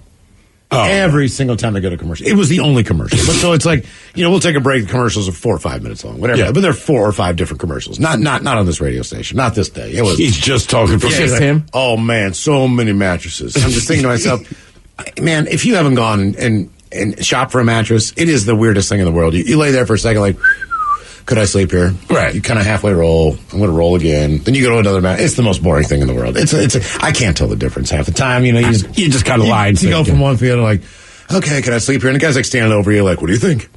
It's like, well, I don't normally sleep with people standing over me. And then I'm like, well, I normally sleep on my side. Why am I on my back? And I start turning around. Like, okay, next one, But he's like, come down here, try every mattress. You can try them all. And I'm like, well, yeah, that's kind of the point. That's the point, man. Yeah. It's like, every car on this lot, you can test drive it. Like, no kidding, if I want to buy it, yeah, that's kind of how that works. It's like, God, I need a new mattress. But I think I'm going to go to the mattress store, like, lay on one side, lay on the other, and then just kick my leg up and be like, all right, you know what? This better work. Yeah, exactly. Like I do a lot of this motion in there too. It's like, get up on your knees, man. Right. Exactly. Put your hand on the headboard. Does it come with a headboard? Yeah. I love the sound when it hits the wall. Put your prints up there. I was going to say, does it come with prints already on the headboard? Because I'm going to put them on there, but it doesn't. Why can't you have nice things? 206-421-ROCK. Hello, Terrell. Welcome to the men's room. Hola, guys. Hola. Positive Friday. Yeah. Positive Friday. Hell yeah. All right, so my story is not a good one. So for about a decade, I could not have a driver's license in Washington State. So I made it a prereq for every woman that I dated. You have to have a nice car because I'm a black male and I don't want to get pulled over. And it kind of backfired because even though I bought half of them, I'm pretty sure I got into a car accident in all of them. I mean, I'm talking about a 2008 Corvette to a 2009 Mercedes to a 2012 X5. I wrecked a couple Lexuses. How do you keep getting? Because these are nice ass cars, man. How do you keep getting in so many wrecks? I mean, just not paying attention. I mean, no one was actually hurt. They were all like fender benders and stuff like that. But considering the car was so expensive, like even though I would pay for the car, I'd be like, all right, it's in your name. You got to go get the bumper fixed. And, now I got to go pay to get the bumper fixed because I don't want to ride in a hoopty. Do you drive that fast? No, it's not me. I think it's Washington drivers. Yes, of course. Yes. Well, look, I grew up driving in California. I know how to drive. Okay. Yeah. It sounds like it. Okay. Like people stopping for cats. Like, why? Like we're doing 45 miles an hour. Why are you going to stop for a cat? Run it over. Sorry. Oh, damn. It's the California way, man. Mine is when someone's trying to cross the street, but they're not at a cross section or a light or anything like that. You mean like I-5 currently? Well, not like that, but they're just standing on the side of a road. You can just see that they're looking real quick, and then someone will just drive up and also just jam on the brakes. Right. Oh, you go, and they're waving. The guy's like, no, man, there's cars coming the other way. They're on the side of the road. You just go. I road. had this timed out, man, and you just stopped and ruined my mojo. That's a weird thing in Seattle. I've never seen this before. Bizarre. When we first moved here, and we were standing. It was like Bourne and Minor, whatever the road was, Bourne and all, something like this. We knew the light was going to change soon, so I literally put a foot just off the side. I'm not even in the street, still like on the curb, but just so 1 foot's on the sidewalk, because that's just how I always knew to prepare to cross the street. Correct. And I remember traffic stopped in both directions. And I did not know why everyone was stopped. It was weird. And so now I start looking around trying to figure out what the hell's going on because their light's green. Why is it? I mean, we're talking both sides have stopped. And I ran into this old lady in the front car. She's looking at me, big smile on her face. And she's like waving me across. And I'm pointing at the light, like, you have a green light. Look. But she still wouldn't go, and no one would go. It's not my turn yet. So I put my foot back up on the sidewalk, and traffic started flowing again. I was like, I will be. Dude, I was going to say, you ever, like sometimes people, and I get it, they're driving. Yeah. But I'll be walking through a crosswalk, and they're making a left onto a side street that I'm crossing. And they'll come, barreling in, so then I'll stop, and then they'll stop in the crosswalk, and I'm like, just go. Right. You've already made the mistake, because now you're just holding up traffic and me. Right. And in my world, it's always a Subaru. They're my nemesis. It might not be everybody else, but every time I look, if I'm in this fast lane and someone's just putting along, I'm like, frickin' Forester. That and a Prius, man. Golly. Just go. Why can't you have nice things? 206-421-ROCK. Hello, Stacy. Welcome to the men's room. Hola. Hola.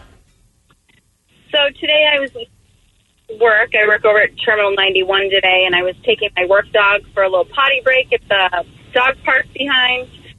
And I hadn't been there in a little while, but there's only 2 spots to park in. I have a new vehicle. It's new to me, a Toyota, can't think of it now. I whip around to whip in one of the 2 spots, and I slam into a 2-foot pole that they had put in to keep you from parking there. Hard enough that the dog's crate went flying forward, first flew on the floor, and it scared the crap out of me. What kind of dog is it? I have a German Shepherd. We're an explosive detection dog. Why do you have an explosive detection dog? Well, it's my job. Oh, right, terminal, right. Sorry, man. It took me a second, my bad. Personal protection. Damn. Right. Okay, that makes a lot of sense. All right. It's a Highlander. It's a Toyota Highlander, and it's taller than I'm used to, and it's the pole was only 2 feet tall with a little tiny red stripe around it. I did not even see it. I just went whipping in there. Bam. Oh, my God. Yeah, they probably should make it a little taller, all things being equal. Yeah. But, good times. That was a dumb question. I didn't really. Oh, God, right. She just said where she was. Yeah. It makes a lot more. Why don't you, like, damn, that's your dog? Honestly, when she first said Terminal 19, I was like, I haven't been to that bar. Sounds like a cool bar. Terminal 19. Dude, they stay open till 3 a.m. 10 versus the FCC is on the way. You are listening to the Men's Room. What's up? It's your boy, the Fed Smith. Thanks for listening to the Men's Room Daily Podcast. Want more? Check out the greatest podcast in all the land, the podcast. Be sure to subscribe and listen to a brand new episode every Tuesday night. The debauchery rolls on. You're listening to the Men's Room with Miles and Thrill. 99.9 KISW. All right, so not too far away. We'll drink and toast with a shot of the day. Then it's Bad Choice Friday time. You know it's Bad Choice Friday. It's Bad Choice Friday. You know it's Bad Choice Friday. Hey, man, this is your fault. And tonight featuring C&T Music Factory.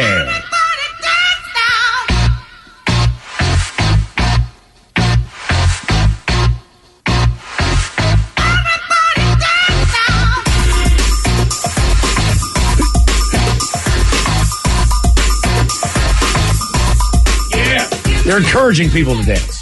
They're not trying to stop the music. No, they're just like, hey, the music's playing. Yeah, they dance. Exactly right.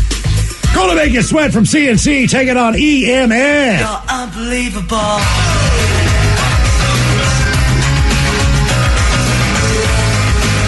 Hey, Mike, you and Ted can take a sneak peek at the voting. Is this one tight? Hang on. I should have been sneak peeking this entire time there, Miles, but of course you caught me unprepared. But don't worry, I have the numbers ahead of me right here. And?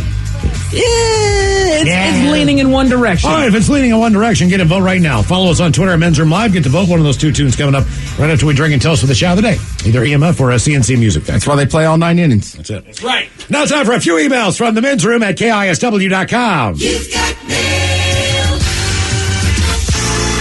You've got mail. But Ted, if you are a Little League fan, they play 6. You're right. Man, you're a fan of Little League. Yeah, you should have known that. It's this season. Hey, it's our crew that's in there right now. I know. So is the Bonnie Lake? Bonnie Lake Sumner is in the Little League World Series. Is that Washington? Are they representing Washington? Yeah. Washington just beat Oregon, but that was kind of they're representing the Northwest. That was a bunch of crap. Oh, the whole Northwest? Yes. Our Bonnie Lake? Because when you get to the World Series, right, there's the U.S. division, then the World division. Okay. But I think it's like the Northeast, the South, the Midwest, the West, and Northwest. Oh, come on, Bonnie Lake. Let's do it.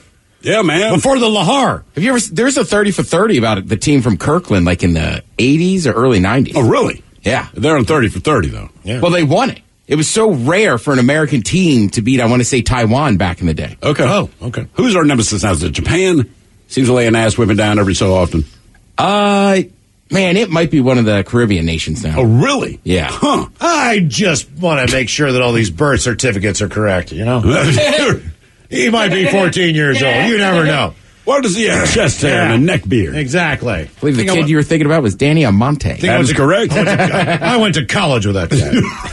Right. Dude, that first baseman bought me a beer last night. He's my AA sponsor. I mean, if you can sneak into a high school basketball game at 35 and play for the team, surely in the history of Little League Baseball. That was a big joke when I went to 8th grade twice. Like, the coaches were like, Next year, you buy the beer. Oh, God. There's like, Ted's going to have a parking spot by the time he gets out of this school. Ted, my sophomore year of high school, which is how we did it. It was only 3 years at high school. Okay. At that point in time, so I went to 9th grade at junior high. Yeah. Tim Heiser, who lived up the road, who used to beat me up every day, he's like, hey, man, since I'm swinging through here after he beat me up, Jimmy pick you up for school tomorrow. I was like, oh, you're going to drive in? And he's like, yeah. Instead of taking the bus was ridiculously early anyway. Heiser had been driving for 2 years. We were sophomores. He failed like 3 grades. Oh, so easy. He's been driving. He's been driving. No, that's why he beat my ass. He was like 5 years older than me. It's insane. Let's see here. Our question: why can't you have nice things? Happy Friday, Macholos. My Dalmatian dogs, beautiful, but they damaged an iPhone, credit card, Christmas card with $100 in cash, work ID. 2 couches ripped to shreds. Upstairs hallway and bedroom, carpets completely soiled. Jesus. Food snatched from the kitchen in the blink of an eye. I've worked with them to get over these issues, and things are better, but it was rough when they were younger. Thanks, guys. That from Jerry. I have heard that those dogs are not very smart at retaining any information whatsoever. Yeah, my buddy had a puppy Dalmatian. He was so excited when he got it. He and his wife, that was the dumbest dog. Very sweet dog, but just dumb. The difference with this is that beagles will do the same thing. Yeah. They are highly intelligent. Super smart. So they're worse. Because at least the Dalmatian's just dumb going, Beagles are calculated. They're moving furniture and stuff. They're evil. Yeah, they are. Oh, gentlemen, I want to give a shout out to my son, Matt Jr. He is 4 years old. We listen on the way home every day. I'd love to hear a fish sandwich montage to start his birthday weekend off right. Thank you guys and keep on rocking. That from Dad Matt Sr. Can I get a fillet of fish sandwich? So you know I got I'll have a fish sandwich. Oh, brother, can I have a fish sandwich? Put the cheese and the tartar on the side. I'll order a fish sandwich. Is it too early for a fish sandwich? Cheese and tartar on the side. Oh, yeah. I smell the fish sandwich. Maybe some your relish in the morning. At noon and at night. Can I buy you a fish sandwich? So you don't want a fish sandwich? What'd I do? I'm trying to see. Is that birthday today? Yeah, it says to kick off his birthday weekend. Yeah, well, it's the weekend. It never says the birthday's today. Right. What if they're just celebrating all 3 days? He's 4. You know what? He's 4. He's not trying to pull. Go to the VAR. Jesus, guys. Yeah, he's Miles. 4 years old. Happy birthday, Matt Jr. We don't break the rules for anybody, including 4-year-olds. Nobody. God, Matt Jr., just relax. You're fine. You didn't Hey, do look, anything wrong. he's 4. These two are It's just about time- absolutely ridiculous. It's about time he started learning. All right. Life ain't fair. Right, you think when he gets to kindergarten next year, they're just going to pass him through? Boy, I hope so. Yeah. If they don't, Matt Jr.'s got problems. All right. Matt Jr., don't forget to get a burger and a milkshake. Boom. Next year better be your birthday. Sure. Oh, I meant to do that today for lunch. Ow. Anyway. Uh-oh. I went to the wrong place this morning. I was gonna treat myself with a hamburger today. All right. And I ended up going to Taco Bell instead. I totally forgot. I was gonna go and get us all How, hamburgers. if you're thinking I want a hamburger, do you go to Taco Bell, man? Because I was it wasn't open yet. I was gonna come to work first. Then I was going to ask everybody what they wanted and drive down. I see. I just planned all week, and then I just went straight to Taco Bell this morning and forgot and blew it. It's all ground beef breath. I was going to go to Quick Pick for us, but I messed it up. I'm going to move for hamburgers. Go to Taco Bell. Yeah. Hey, Cooper here. My son Grayson, pronounced Bubba Monkey Butt Cooper, turns 8 today. He would like some green beans, and a punishment is too small. I think he got autocorrect there. Yeah. Maybe Coach Ted giving him some soccer advice, and maybe an inspirational quote from Miles. Thanks, guys. Appreciate it. That from Brian. Green bean. Green bean. By the way, Grayson, the new men's room green bean shirt available in the Rock Shop now at KISW.com. Good news, you don't need to wear it because we don't have shirts for 8-year-olds. Oh, no, we have some mediums. No, small. No, that's going to fit him like a dress. We don't know what he looks like. He could be one of them unusually large 8-year-olds. You're up there. I know. I'm just like, unusually large. That boy's unusually large. All right, you're 8 years old, you're playing soccer. Here's the thing. Everybody wants to score goals. Everybody wants to tackle somebody. But the main thing is you got to learn and wisely move without the ball. Get into that open space. Provide yourself, be the way that a guy can pass it back to you. Get in the open space, help your teammates out, and listen, passing, spacing, goals are going to come. Triangle, man. Triangle. I finally, after 4 years of playing, understand the point of the triangle. It is huge. And just annoy the crap out of the other team. Seriously. If you're in position, you will annoy the other team. Oh, yeah. Especially at 8. Right. Grayson, the hell with sports. Think about it this way. Remember this about school. High school bands show up and show school spirit. They go to football games and they support the team. Football players rarely show school spirit by attending band concerts or parades to show you, if you're in the band, school spirit. Grayson, don't be a football player. Yeah. Play the trumpet. Full disclosure, I never went to one of our band's concerts. They never came to our concerts. And our band is good. So I said don't be a football player. Right, I was there at every doggone game playing my ass off and my heart out, man. Mm-hmm. He never showed up. Thank you. Well, hey, listen, let's be honest, too. It's pretty much the only time people are really going to go see the band if you're not related to a person in the band is at the football game. 100% correct. 100% correct, yeah. Guys, my son Declan, he is 10 years old today. Could get a birthday shout out with some green beans and some turtles. He made a recording of green beans. Thank you, guys. We love the show. That from Mike. Green beans, green beans, green beans. Oh, Declan made a recording of green beans. We didn't pull it up. I missed that. Oh, did he send it? Hey, Declan, I'll hook you up on Monday. That was my bad. Oh, he sent us he sent an audio file? Hang on. Who's that from? All right, we can't do it on Monday, Miles. It won't be his birthday. I know, but we get the one pass for a 4-year-old. No, he did his own green beans. So green beans don't matter. He just made us a song about green beans. Luckily, Mike's on it. I'm on this thing, man. I got it. All right. You got Declan's... That's just it. Or is it D-Clan? Declan's beans. As in, Declan. What? It's spelled with the C or K. D-E-C-L-A. Okay, then it's Declan. Yeah. But the K, I just assume is Declan. I'm going to laugh. It's just a joke. Hopefully it doesn't cuss. I know. That's a jump. Suck my green effing beans. Right. Is it there? Let's hear it. Here we go. Oh, damn it. Oh, come on. Here we go. Green beans. That's it. That's it. Wait, play that again. Green beans. Anyone else uncomfortable? I'm not going to sleep tonight. Declan, you're not going to get any dates if you keep doing that. Declan, Green beans. that's like E.T. rolling up to aliens. Phone home. Green beans. Oh, fellas, today I celebrate my 26th trip around the sun. I was hoping if my birthday request could be the captain complaining about the owl that's been hitting his window. Thanks, guys. Love Big Dummy for, let's see here. Hope you have a great summer. That from Samuel. Ooh, ahoy there. Well, the captain, full disclosure. We don't mind the owl hitting window. The truth is, that's not now. That's Toucan Sam drunk on what we like to call a certain fruit punch, if you will. And me and Tony the Tiger like to close the window because we like watching Toucan Sam bust his ass apart every time. There he is again. It never gets old. Crunch Bears. Guys, Brock, Kyle, and I would like to send a happy 42nd birthday wish to my man Shane, a.k.a. Lil Kid. I listen to you guys every day on a sometimes 2-hour commute home. He's an ass-busting, hard-working union man in the Bricklayers Union. Nice. Just want him to know he's very loved and appreciated, and everything he does for us does not go unnoticed. That's a nice thing to say. He's probably stuck in traffic on the way home after another long day.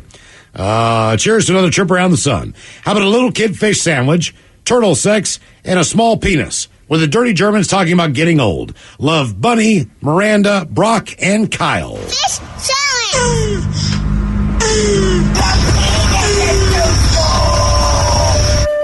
Yeah, I'll be honest with you. One of the beauties of aging is that gravity takes effect. So every time I open my pants, everything looks bigger.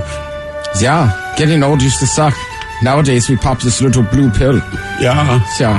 I get older and stiffer. It's like I'm 25 again. Yeah. Oh, I have a slight headache. That means I'm ready. Yeah, is that blue or green? It must be go time. Guys, I want to wish my amazing husband, Matt, a very happy 42nd birthday. Can we get a fish sandwich montage? Maybe an inspirational quote from Miles about enjoying life. That from his loving wife, Crystal, and the kids. Can I get A filet of fish sandwich. So you know I got I'll have a fish sandwich. Oh, brother, can I have a fish sandwich? With the cheese and the tartar on the side. I'll order a fish sandwich. Is it too early for a fish sandwich? Cheese and tartar on the side. I smell the fish sandwich. Maybe some dinner relish in the morning. At noon and at night. Can I buy you a fish sandwich? So you don't want a fish sandwich? Here is an inspirational quote about life. Bless you. And I just want to point this out. Men, husbands, never invite their friends and their wives over to the house for dinner. We get together and do our own thing. Women invite everybody to your home all the time. All the couples, everyone else. Where we'll say like, hey, Ted, Mike, you guys want to roll over and watch some football? Women bring the whole party. They bring everybody in. So this is an inspirational quote about inviting too many people to the party. Matt, we often clean our homes especially when people are coming over, so we can maintain the facade of a clean house that we've seen from going to other people's homes who clean their house to maintain the facade of having a clean house. Mm-hmm. We know you're filthy. It smells like Lysol. We know you don't live that way. But Smells we have like to Lysol clean wipes when I our walk in. house when you come over because you cleaned yours. Mm-hmm. That's the trade-off. Yeah. For sure. Yeah. Happy birthday shout out as my usual gangsters who do that are putting their blood, sweat, and tears into the local airline so that the airplanes are occasionally on time. A 50-second trip around that flaming ball of hydrogen. I am out floating around Puget Sound on my boat. Can I get you guys talking about what you think makes a great airline? Love you guys and rock on. That from the original Captain Homebrew. I'll tell you exactly right now what makes a great airline. Virgin Airlines. When you guys were Virgin Air. Yeah. That's it. That's basically it. Yeah, for me, beginning that. One should have folded in the other. Mm-hmm. Not vice versa. Alaska's not awful. I fly Alaska all the time. I like Alaska. But Virgin was fantastic. Better than Delta. Then the other airlines freaked out. Only because they were mad at Virgin because Virgin treated people like human beings. Why didn't they? That was literally it. Roll in the better business model. They had a better business model. That was all. If you merge, take the better one. Have you flown British Airways? I have once specifically going to Britain. Look, once you get away from domestic airlines, it's a different world. It was awesome. If you think every hotel's Days Inn, all of a sudden you get on this other airline, like this is what the Hyatt's like. And Air Jamaica gives you a back rub. Come on, get on the plane. You get a hot and a cold shower. You get a big blunt and a spliff when you walk in that plane. They give you a pillow that's never been used. Guys, birthday. They braid your hair on the flight so you don't have to bother the people on the beach. They do. And they give you beads, the whole deal. I just thought it was cool. It was like, I won't say the airline I flew back, but when I flew British Airlines, they were like, yeah, it's international. You drink whatever you want. And they come by and go, would you like some brekkie? Like, yeah. I don't even know what that is. Yeah. What is in? And they were nice and attractive. Flew back on a different airline. They were mean and old. Right. It's like going into Canada in custom, and then coming back to the United States. Where are you from? Like, I live here, man. You sure about that? Yeah, I am. Sorry you couldn't get into the police force. You really wanted to. I'm sorry that didn't work out for you. Because you're an idiot. Birthday shout out to the best mom, Susan McMullen. Close to Susan McMufflin. Can we give her a penis that's too small? And what up, fellas? Today, my wife, Hanya. This is a lot. I'm trying to, the names are good. I just got to figure them out. 58 years old today. This afternoon, we will be attending the graduation ceremony for our daughter, Ishara, who has finally finished her schooling to become a respiratory therapist. I'd also ask to congratulate her, but I know that's not something we do. We'll do that. But the wishes for the wife, could she get an OG fish sandwich? And the dirty Germans talking about, well, something dirty. That from Chris and Kunu. Do I get a fish sandwich? Yeah, based on the struggles that Miles had with your names, I promise you I will not be screaming your name out in bed. So not, and she will be screaming out her other friend's name. I believe they call him God. Oh, God. Yeah, or Jesus. Yeah. Yeah, it gets very Christian. Yeah. It's been a long time since anybody's really appreciated a good German invasion. All right, guys, here we go. Happy, happy, happy birthday. Happy, happy, happy birthday. Happy, happy, happy birthday to you. To you. Jesus. Ya's a Dirty Germans brought to you by Men's Room Original Sausage. Available through Uli's World Famous Sausage, mensroomlive.com, and other fine retailers.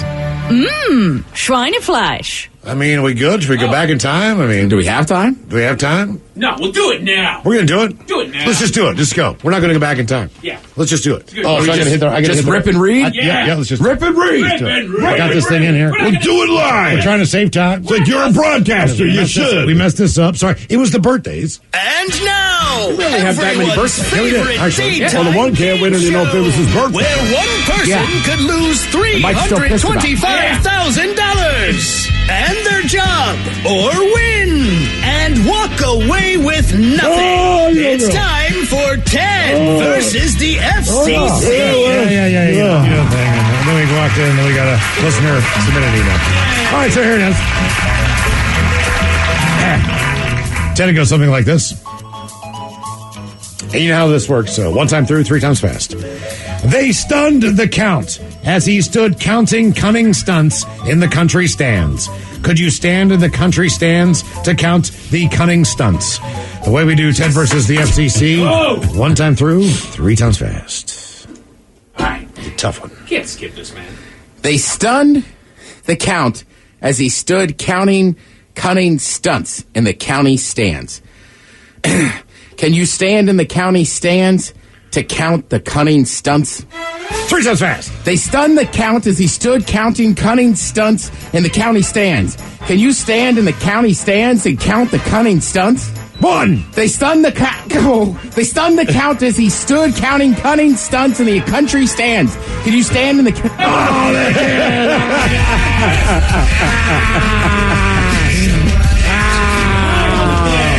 I didn't even know what the slip was going to be there, but I found out. How about that? What do you know? As soon as I knew who it was about. Oh, no. I was like, I'm going to say it. Yes. They stunned what now? Oh, yeah, they stunned her. They stunned it. That's a great name for a band. Sea Stunner. Why don't you get played on the radio? Corporate America, F you, man. We don't like this.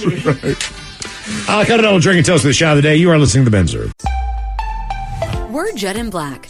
For over 80 years, we've been your locally owned and family-operated appliance store. Shopping here is just different. You see, it starts with our appliance experts, who are experienced in jobs of all sizes. So if you're remodeling your kitchen and looking for luxury, or shopping for an entire apartment building and need durability, our team is trained to find the appliances you need at competitive prices. Judd & Black, your hometown appliance store. Online at juddblack.com. 99.9 KISW. The shenanigans continue.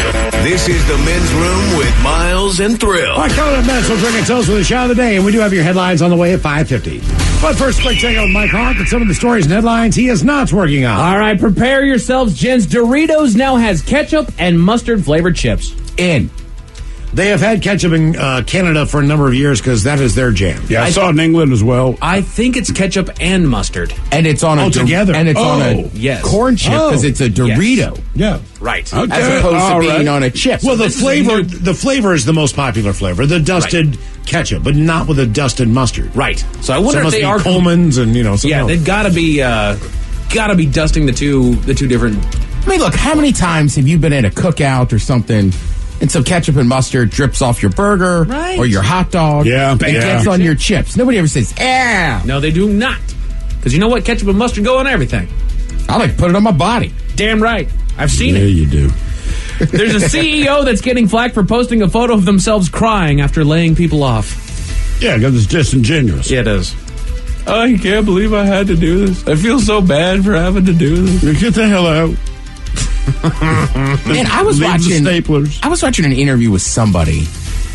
I can't remember if it was the guy was a big time boss. I can't remember Sports World or whatever. And they were talking about firing people, and he goes, "Oh, I actually like firing people."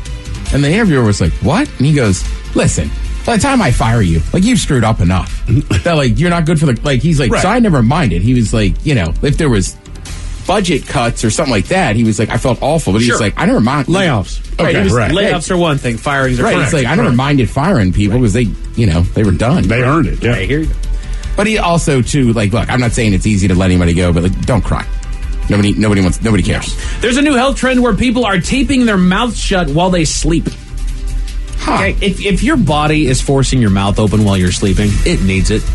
It does not make it healthier if you introduce unnatural tape. I mean, if you go to a sleep study, the whole idea, if you get a CPAP and all that, is to encourage you to breathe with your mouth. Right. Not through your nose. It's where the air comes So out. the entire study of sleep is based on being a mouth breather. Right. So once you cut that off, and the science says everything about that is wrong, and medical says no, I hope you die.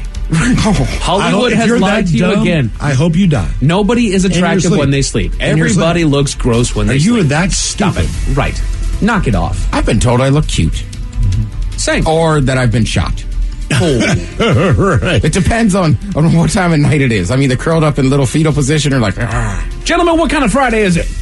A positive Friday. Damn right. So let's go with something positive today. The average person will encounter 11 different things today that will make them smile. Which brings us to The Men's Room Top 10.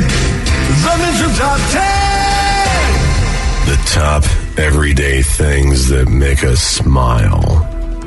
The first sip of coffee in the morning. Hey, yo. 3 fingers of top shelf rye whiskey. Neat. Damn right. Spandex with no panty lines. On occasion. I guess puppies.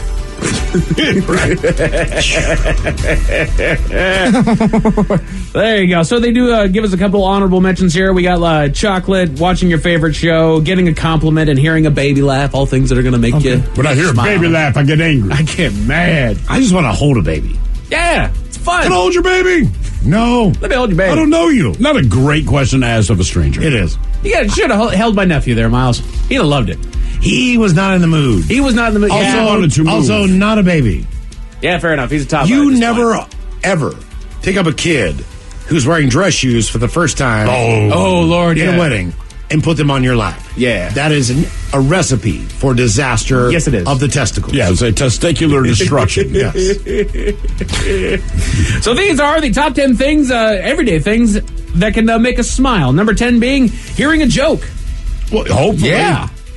Watching an old person fall down the stairs. I got to say, one thing that our listener, Rebecca Lee, started back up was just giving us dumb, funny dad jokes on the live video every Friday, man. I love it. I absolutely love it. Other people have jumped in. Keep them coming, guys. I love them. Number 9, your favorite meal. Yeah. Sure. Is that just saying breakfast, lunch, or dinner, or the actual thing I'm eating? Oh. You know what? Good call. I'm assuming it's what you're eating, though. All right. So it doesn't discriminate between breakfast, lunch, or dinner, but it is merely just the favorite thing that you eat. There you go. Number 8, spending time outdoors. Yeah. Vitamin D is a real thing, man. Oh, yeah. There's a reason why we have a bit of a depression issue here in Seattle. Part of it's the weather. It's just part of it. Part of it. That's why I said part of it. I understand. There's other factors. Also good news. Despite all that, we can get outside more than most people can. Yes. 110 degrees. Oh God. Snow. Like, Right. not that you can't go out on that, but like we can navigate the gray. Right. We can be outside. You know. We just don't get. It's just we don't get the vitamin D. We just don't get to go out in, the exactly. fall, winter, or spring. Yeah. Top everyday things that make us smile. Number 7, surprises. Well, it depends. Surprise. Who didn't flush the toilet? Jesus. Is that an infected hair or could it be? There's one word to ruin the word surprise. Quiz. Oh, Right, yeah. Damn right. Hated those words in school. Right? Just like, When it actually is going to be the test, and I didn't type. Yeah. what did I do? What did I do to deserve this today, God? Why? Number 6, seeing an old friend. I disagree. If I see an old friend, I run like, oh, crap. I don't want to talk to them. I haven't talked to them in years. I've ignored all of their Facebook messages. By the way, Miles, have you responded to the guy? Dude, for real, you gotta call that guy back. It's been like, 6 weeks? You're convinced that he wants to ask you to be in his wedding, not inviting you to be in his wedding. You believe that to be true. So have you reached out to this dude? Okay, so Ted kind of will understand this. So now I had someone reach out to me.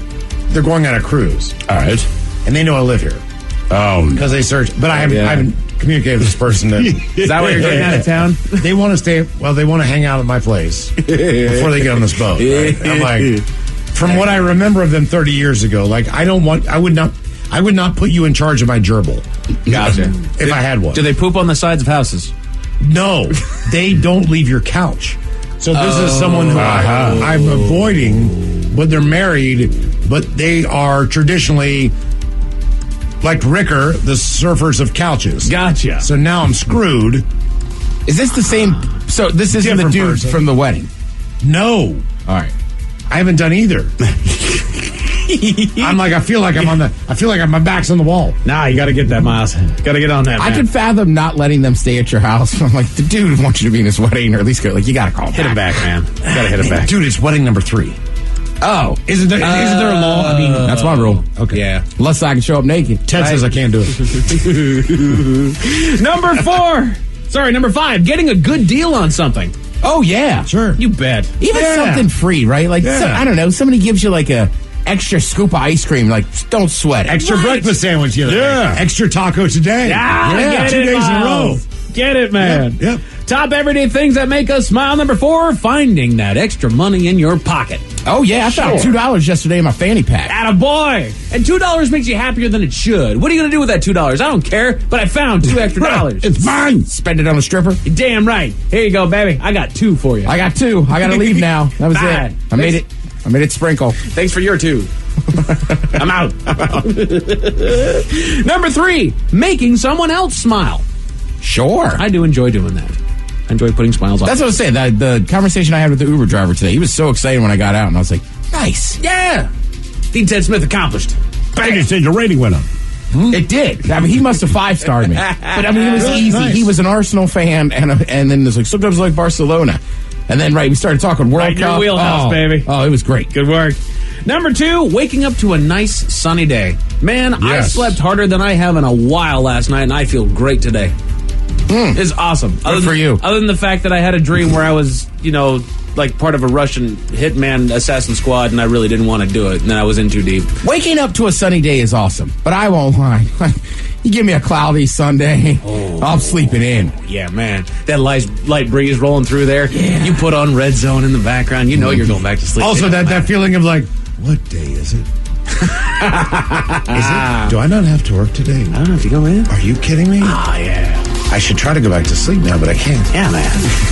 The crock pot that I set up last night smells delicious. Then you can't go back to sleep. But this is without a doubt the number 1 everyday thing that makes us smile, and it's a filthy lie: spending time with your family. Well, good for you if you have a nice family, then. Man, it goes back to just that old comfort, that old habit, man. Just like the good old times, that they were good old times. Yeah, right. I think it depends on which family member it is. Yes. That's a good point. That is a really strong point. Very fair point. That is a damn fine point, Ted Right? Smith. A young man in Bolivia went to a local festival and had a bit of a scare when he woke up the next morning. What was the scare? Tell you all about it at 5:50. Thank you, sir. Headlines are coming up at 5:50. What's up? It's your boy, the Ted Smith. Thanks for listening to the Men's Room Daily Podcast. Want more? Check out the greatest podcast in all the land, The Podcast. Be sure to subscribe and listen to a brand new episode every Tuesday night. In the meantime, have we made it to drink it time? Somebody out there deserves to be recognized. And the men's room knows just who it is. So to you, we say, bottoms up, sailor. You're the toast of our shot of the day. Drink time it is, and as usual, we head to the drink desk. And Stephen Thrillhill to find out who we're toasting. Yes, indeed. Today we toast 66-year-old Tongnath Chaturvedi of Mathura, India.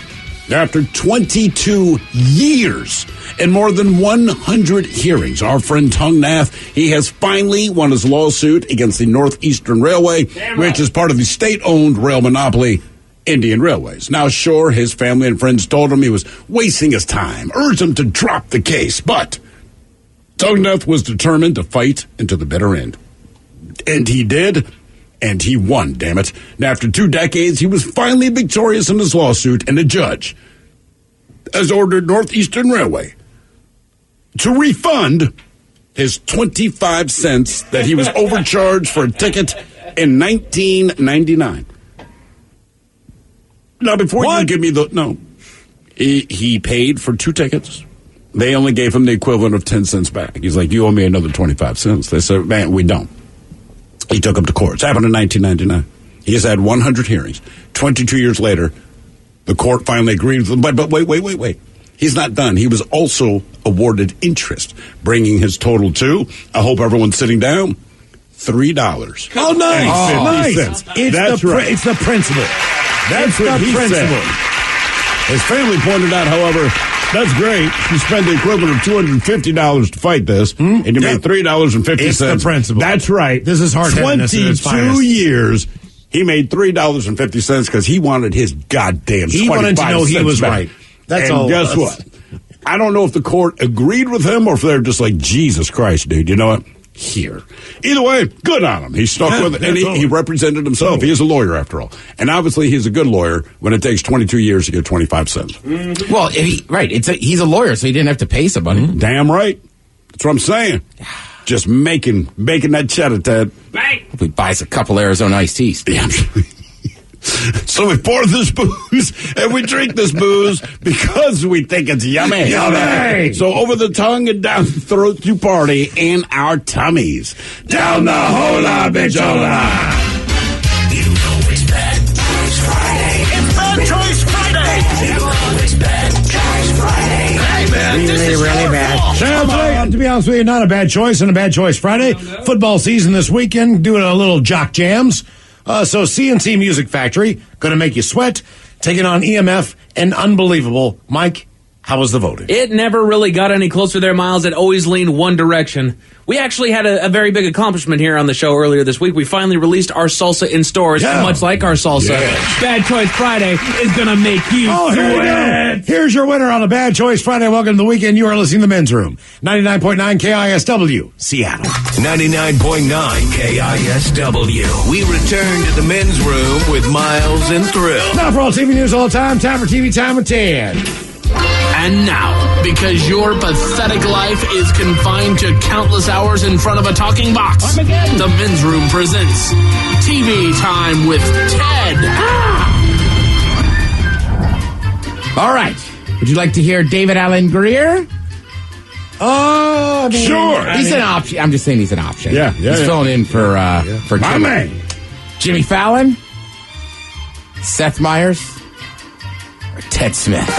Is it Ted or is it late night? It's right there in time. All these guys have talented teams of writers come with their monologues each and every night. It is up to you to determine, is this an actual late night joke and from whom? Or could it be a The Ted Smith original? Some entertainment news. Kevin Federline has released a video of his ex, Britney Spears, yelling at their children for not wearing shoes in a store. In retaliation, Britney has released Kevin of the checks that she gives him every month. The Ted Smith. Yes. Yeah. Yeah. He makes all his money off Britney Spears. Oh, I know. It's like, it's a mom yelling at her kids because they're not wearing shoes in the store. Yeah, look, if you took video of every time I got in my kid's case, it is what it is. It is situational. We also talked about the fact that we talk to our kids worse than any other person on the planet. Yeah, you stink. Get in the shower. Right. That's not okay. Right. That really affects them. But that's what we do. In North Korea, Kim Jong-un declared victory over COVID. Looks like my end of summer plans are back on. Myers. Fallon. In North Korea, Kim Jong-un declared victory against COVID. All right, it looks like my end of summer vacation plans are back on. Okay. Disney Plus announced details on their new ad-supported option, which is called Disney Plus Basic. Can I get Disney without the insult? Disney Plus, but it's really into Uggs and pumpkin spice. Myers. I'll go Fallon again. Fallon. Some entertainment news. Disney Plus just announced details on their new ad-supported option, which is called Disney Plus Basic. Can I just get Disney minus the insults? You know what I'm saying? I just feel Disney Plus basic. It's like Disney Plus, but it's super into Uggs and pumpkin spice. Speaking of which, it's still summer. Get out there, enjoy it. Wear your suntan lotion. Yes. But I could see them already. Well, sweaters. Oh, yeah. Tight jeans, knee-high boots. Yeah. And they all have that same hat. It's not a cowboy hat. I don't know what you call that hat. Right. Sun hat. Very specific. It's not a sun hat because it's like it's round. You know the fall look. Yeah. Like they'll all be out, but they'll be out soon. Also, for the record, I am a basic bitch. Pumpkin spice is delicious. I'll drink iced lattes all year round on weekends. Just the weekend. I'm ready for soup and chili. Ooh. Cold weather food.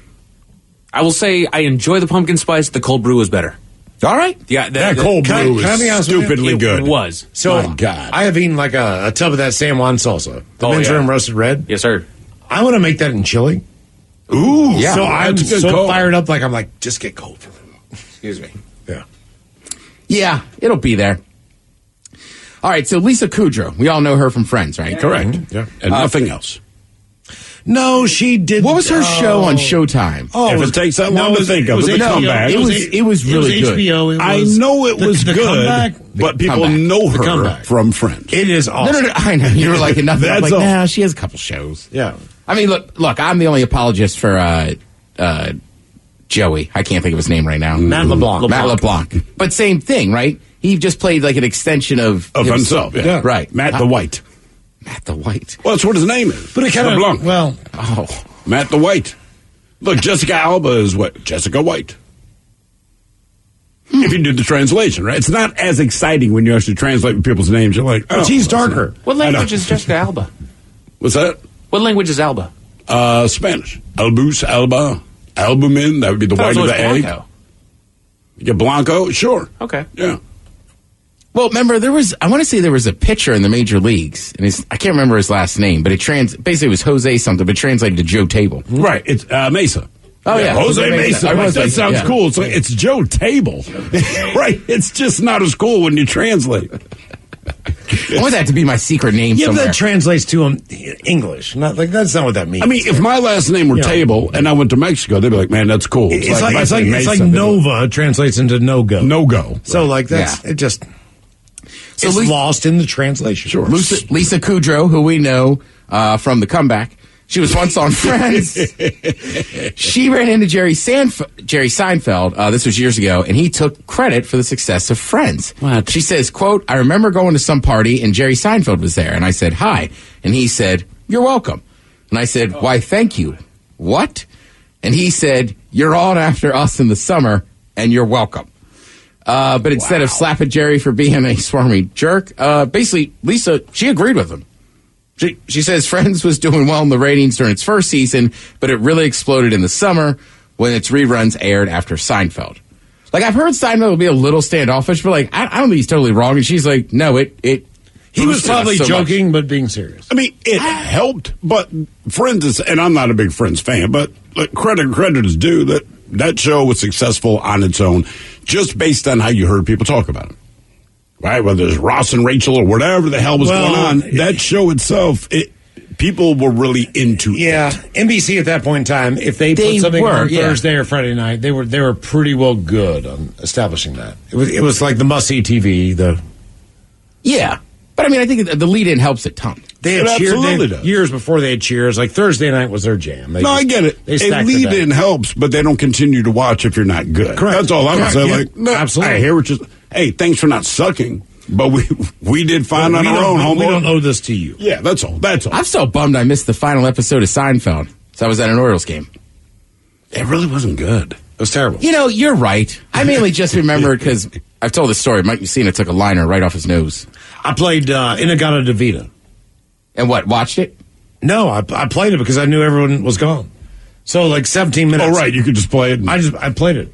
And Bill Pasha lost his mind. And I said, hey, man, he's like, what are you doing? I was like, you can listen to Inagata Davida, which is 17 minutes, or you can watch Seinfeld. My money says that everyone's watching Seinfeld. So I'm going to take this time to play Inagata Davida and watch Seinfeld.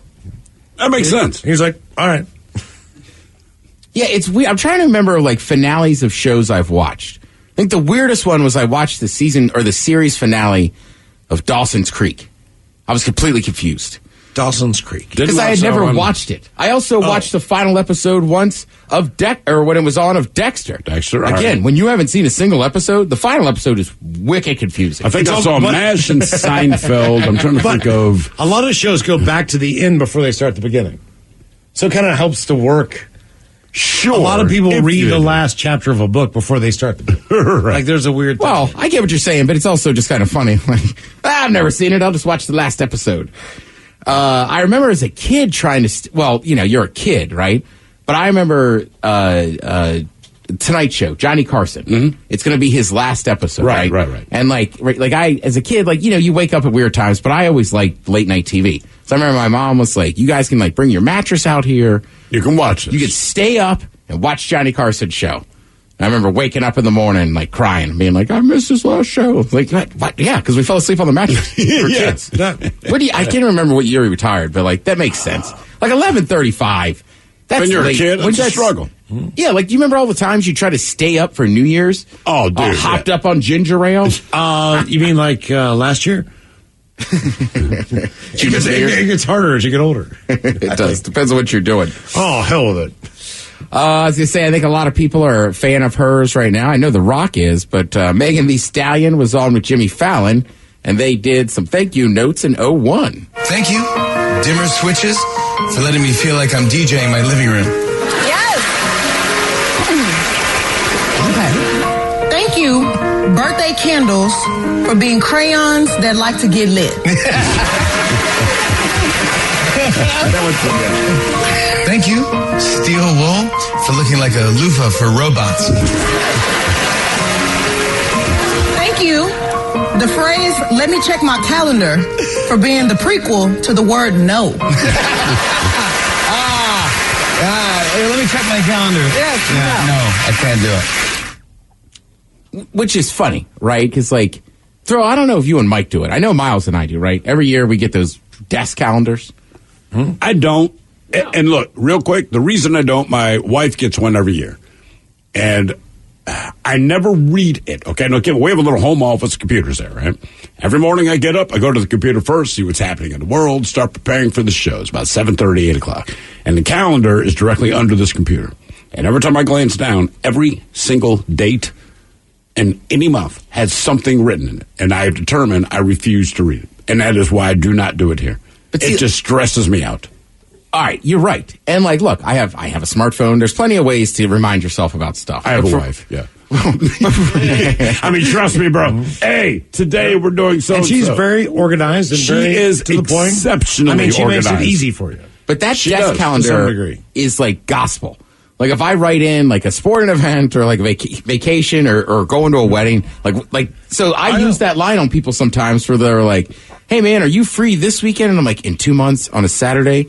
Let me get back to you on Monday when I check. will check my calendar. But you're literal. I had this today. You actually mean it. I had a text. You have a physical next Wednesday. I'm I know that. I have it on my desktop calendar. But think about this. So many people are disingenuous, like myself, when we say that. Yeah. So that when people actually mean it, like Ted, Miles, because both of you guys have the big calendars. Yeah. I ruin it for you. I say, let me check my calendar, which is, I don't have a That's calendar. great.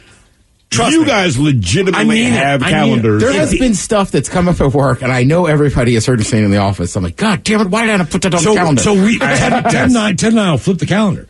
Yeah. Whatever it is. People come in Every town. time, hey man, it's September. People say can you do this golf tournament or can you do this or are you there then? I'm yeah, but I don't know until Monday. You ask me on a Saturday night and I have everything on that desktop. And you know what? It's the best excuse ever, but it's not an excuse. It's absolutely true. For you guys, it's true. Absolutely true. And I also just keep dates of certain things, right? So for instance, last time New Originals played, right, over at Poor Decision. Yeah. Great show, by the way, man. Yeah. By the way, Taryn's going to be over there tomorrow evening for an MS benefit. When Kyle texted me about, hey, we're going to play, and I said, I'm busy. But I couldn't remember what it was. But you knew the date. I knew the date in my head. And then I had to big time be I'll be at the symphony. It's fun. Oh, God, that's right. That was Symphony Day. Yep. You missed it. Mike crushed it. I know he did. One day, Mike and I will play together. One day, we'll shake that microphone, Ted. We got to find a duet you and I can do. What we should do Walk This Way, like Kid Rock and Run and throw the microphone back and forth. No, I'd say you do Ebony and Ivory, but Mike, you take the role of Ebony. Yeah. I just want to see the reaction of people like, Or you give us a year and a half to prepare for the show. Mike and I do not shave, and we come out and do ZZ Top songs. Yes, there you go. Wow. Which could be kind of crazy. Grow it out, Mike. We're ready.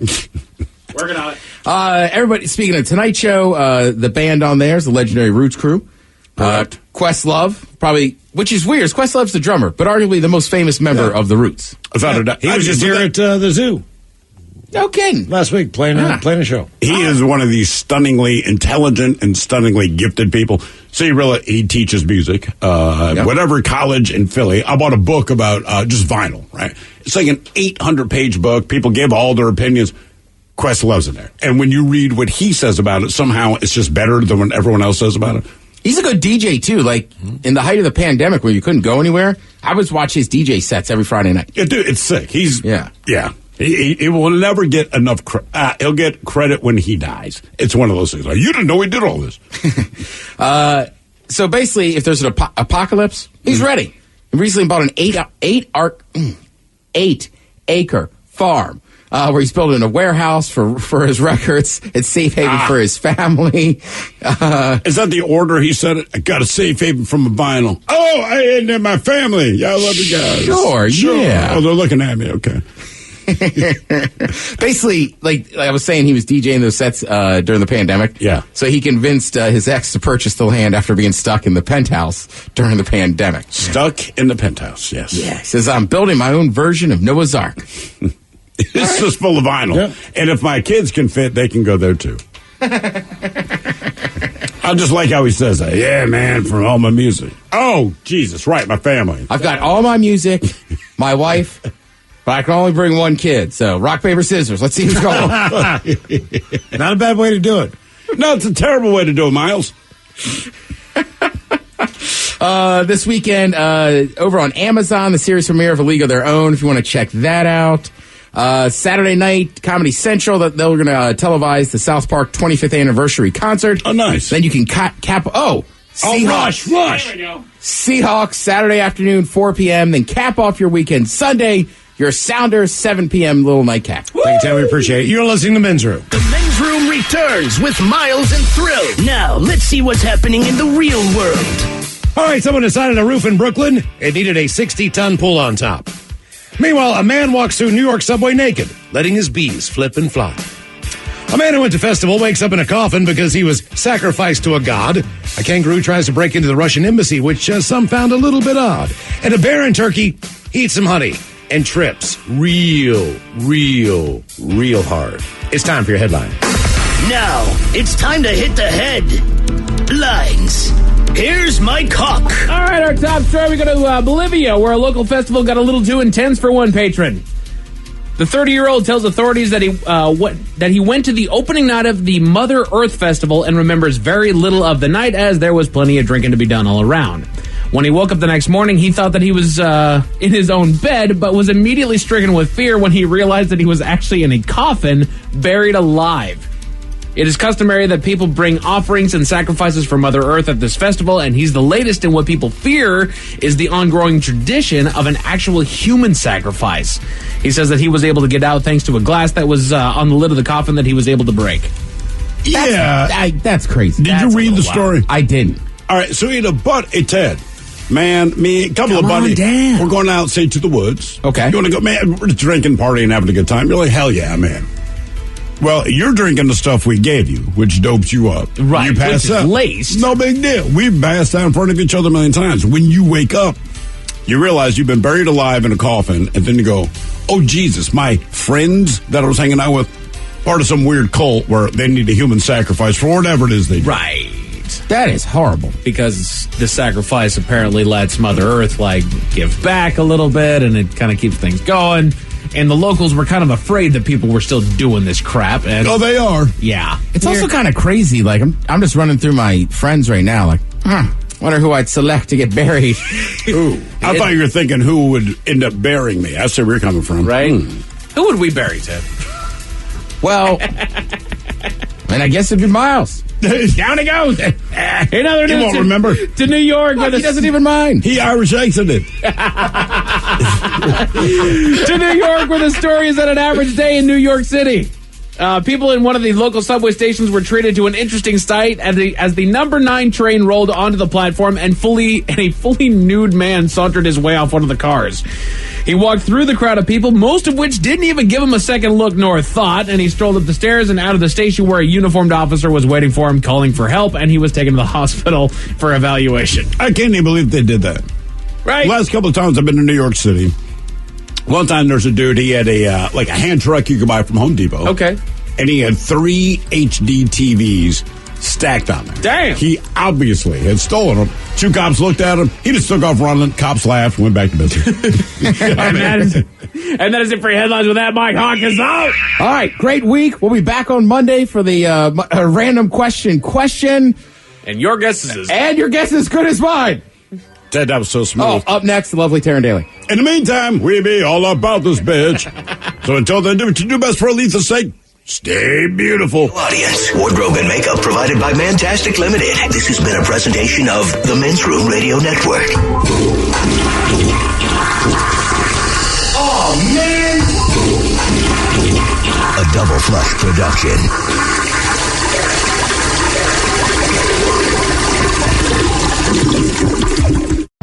Right now on the Odyssey app, download No Mercy with Stephen A. Smith on some of his latest podcasts. Oh, yeah, I sat down with Draymond Green and we got into everything in regards to Jordan Poole and what happened between those two. I also had a hilarious conversation with Bill Maher on the state of politics in today's day and age, and Elon Musk, of all people, of course. Plus, I had to talk about my feelings on the whole Rihanna, Beyonce brouhaha. No Mercy with Stephen A. Smith. Get it today on the Odyssey app or wherever you get your podcasts.